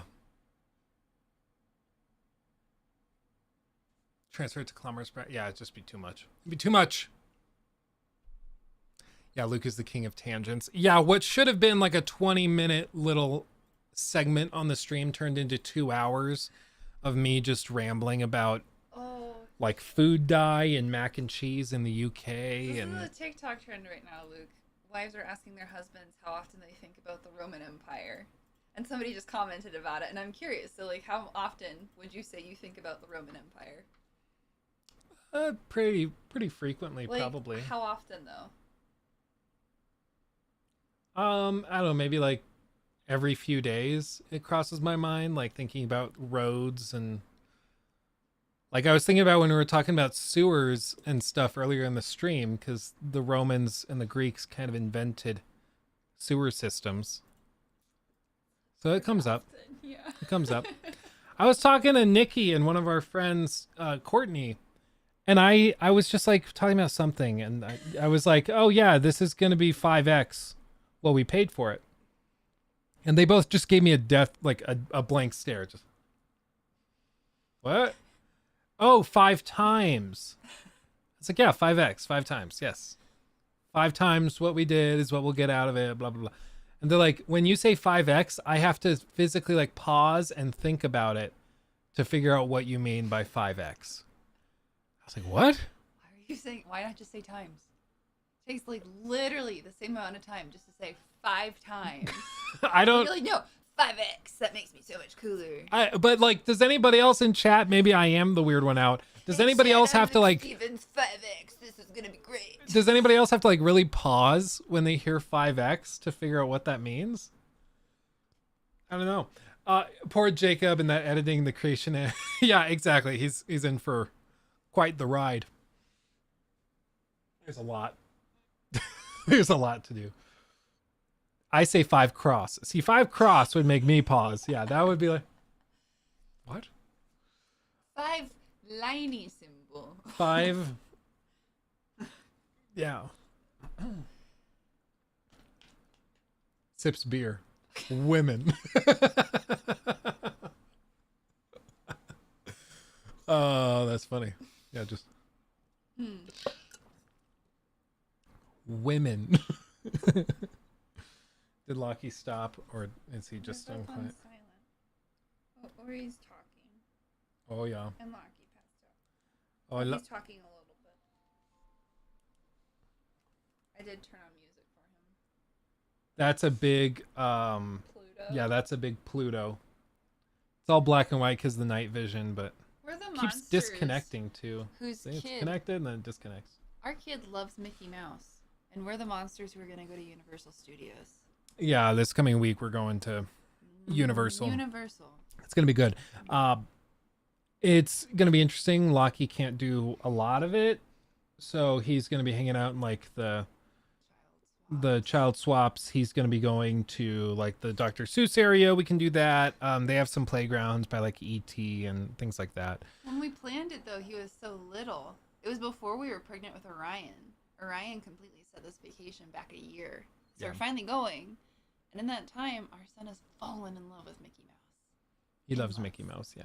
In love. And we don't want to be those people at Universal Studios wearing all the Disney Mickey Mouse stuff. It's so cringy. Last time we went, there was like a gaggle of Disney adults, which is one of my pet peeves if you're a Disney adult. I'm sorry. You married but one. no, Okay. you don't do this. We were at Universal Studios and these like 3 girls are walking around in their Mickey Mouse ears that are like custom, which is apparently a thing people do. Oh yeah. No, there's Etsy stores dedicated to making custom ears. It's so cringe. I to bought me. a friend a pair once. It's insane. Mhm. They're walking around Universal Studios, which is like a direct competitor to Disney. It just doesn't make any sense. It would be like going to the PlayStation section of E3 if they still did E3 and wearing nothing but like green Xbox gear. It's just like, what are you doing here? Stop it. They spend a lot of money on those ears. They're gonna get their full use. Yeah, it's so cringy to me. It's so cringe. It's like we watched that video of the guy that had the Rivian, like nice electric pickup truck, and he got himself on the news and everything because the HOA said he couldn't have his pickup truck parked in his front driveway. And the dude is like a multimillionaire. He has like a 4-car garage or something, and he's just parking it out front to show off that he got this $100,000 truck. It's like, I don't care how much money you spent on it. Stop it. Get some help. Exactly. Funky crunk. We need to bring back public shaming. I think that might be a good idea. Who's worse, GTA 6 Hyperboys looking into everything, or Disney adults? I don't know. At least I get like some passive enjoyment and entertainment out of GTA 6 fanboys because it's so ridiculous. Disney adults are just the most cringe thing ever. Like they just walk into Disneyland, they look at the big castle or whatever the hell, and they just burst into tears. You've never been. Like, You've never been. I've never been. If I start tearing up and crying, it's so beautiful. When I see the Cinderella castle or whatever it is, you have permission to tease me for my entire life and never let me live it down. It's so weird to me. It's so weird. If you look at anything and you burst into tears and it's not like your long lost child, I get to tease you. Like, I was a birthday party princess for like how many years? Like 5? And you're bringing this up now? I don't think you'd burst into tears if you saw the Cinderella castle, because you're like a pretty balanced, normal human being. That's kind of you. Yeah, you're welcome. But like, to go to that degree where you burst into tears at the mere sight of a big like decoration in a theme park. Like, I love ancient Egypt stuff. I love the Mummy movies. When I saw the Mummy ride at Universal for the first time, I was like, oh, that's cool. I didn't go, oh my God. Like, that's weird. It's weird. Okay, but if we were to go like see the Great Pyramids, you'd probably be that person. I'd probably be, wow. I don't think I would burst into tears. I've been dreaming my whole life about this. I mean, it would literally be a dream come true. But I don't think it would be like that shocking. Just like when we saw Cyberpunk behind closed doors, it was like at E3 2019, it was like a dream come true to see this game behind closed doors at E3. It was a culmination of a bunch of stuff. But like, it was like, oh, cool. This is awesome. I didn't burst into tears. You know? I feel like you did. Can we fact check this? Send Luke to the pyramids? Okay. I accept the challenge. Go ahead, guys. Send me to the pyramids. Dream. Yeah. One day we'll go. It's very expensive, and it doesn't really make sense to go to Egypt with a couple of toddlers. So I'm probably waiting like 15, 20 years to do it. But eventually we'll go. Hopefully the pyramids are still there. But we'll see. Just boot up AC Origins. Yeah, that's what gets me through right now. Leave you alone. I gotta go pick up the smoothie in the Oh yeah. Well, I can come up and help with that. It's also getting very hot. Oh, or he passed out. Oh, he just passed out. There it is. He's just sleeping. Arms splayed out. Yeah.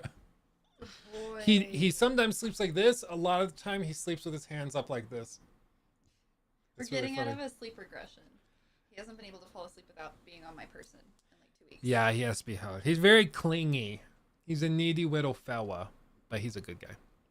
He's a good guy. He's just tired and he's growing. And he's actually developing the rubber band wrists, which is a thing where like when babies get so chunky and chubby that their skin, it plumps up because of all the fat and chub. And so then it spills over and they get a crease in their wrists. They get like an extra crease right here in their arms, on their thighs. They get like 3 creases. It's really funny. Yeah, tire babies. Yeah, it's they just they turn into Michelin Man babies. And he's entering that phase where he's starting to really chunk up. Oh, and it's pretty great. I was making lunch and I found him 4 feet from where I set him. Oh. Because he just rolled. Yeah. It's like, oh. He could do that now. Will get. Yeah. We get to do Halloween Horror Nights for the first time ever. Yeah. We're so excited. And the only tier I plan to shed is because of the 4-hour line waits I'm going to encounter. Yeah, we're gonna go to Halloween Horror Nights. Who knows? Maybe we'll see you there. You never know. I don't know what night we're going. I do. Oh, Sheena. Okay, I don't know when we're going, but maybe we'll see you around. But yeah. We'll be there. Yeah, it's gonna be a good time. Well, anyway, guys, what I'm gonna do is we're gonna call it here because it's getting very hot in here, and I'm gonna go help Nikki because while I had Lockie duty, I got him a mango smoothie and didn't realize he dumped it onto the seat next to his car seat, and then it dried like that, and so we have to get like the carpet cleaner scrubber thing out and do that. It's gonna be like a whole thing. But anyway, if you have not seen it yet, go check out the Cyberpunk 2077 Phantom Liberty review that I just posted earlier today. Go check that out. I appreciate every single one of you. We'll be back on Wednesday with another stream. Might even be back tomorrow so we can start loading up on content for while I'm gone this coming week and a half or so. So it's going to be a good time. But I will see you guys very soon. Much love. Stay safe as always. Nikki, do you have any parting words of wisdom? If you're getting chased by a bear, apparently it does not matter if you run downhill. Bears are way faster than us. You will probably die. Thank you. And with that, have a great night. I love you all. We'll see you very, very soon. Much love. Stay safe.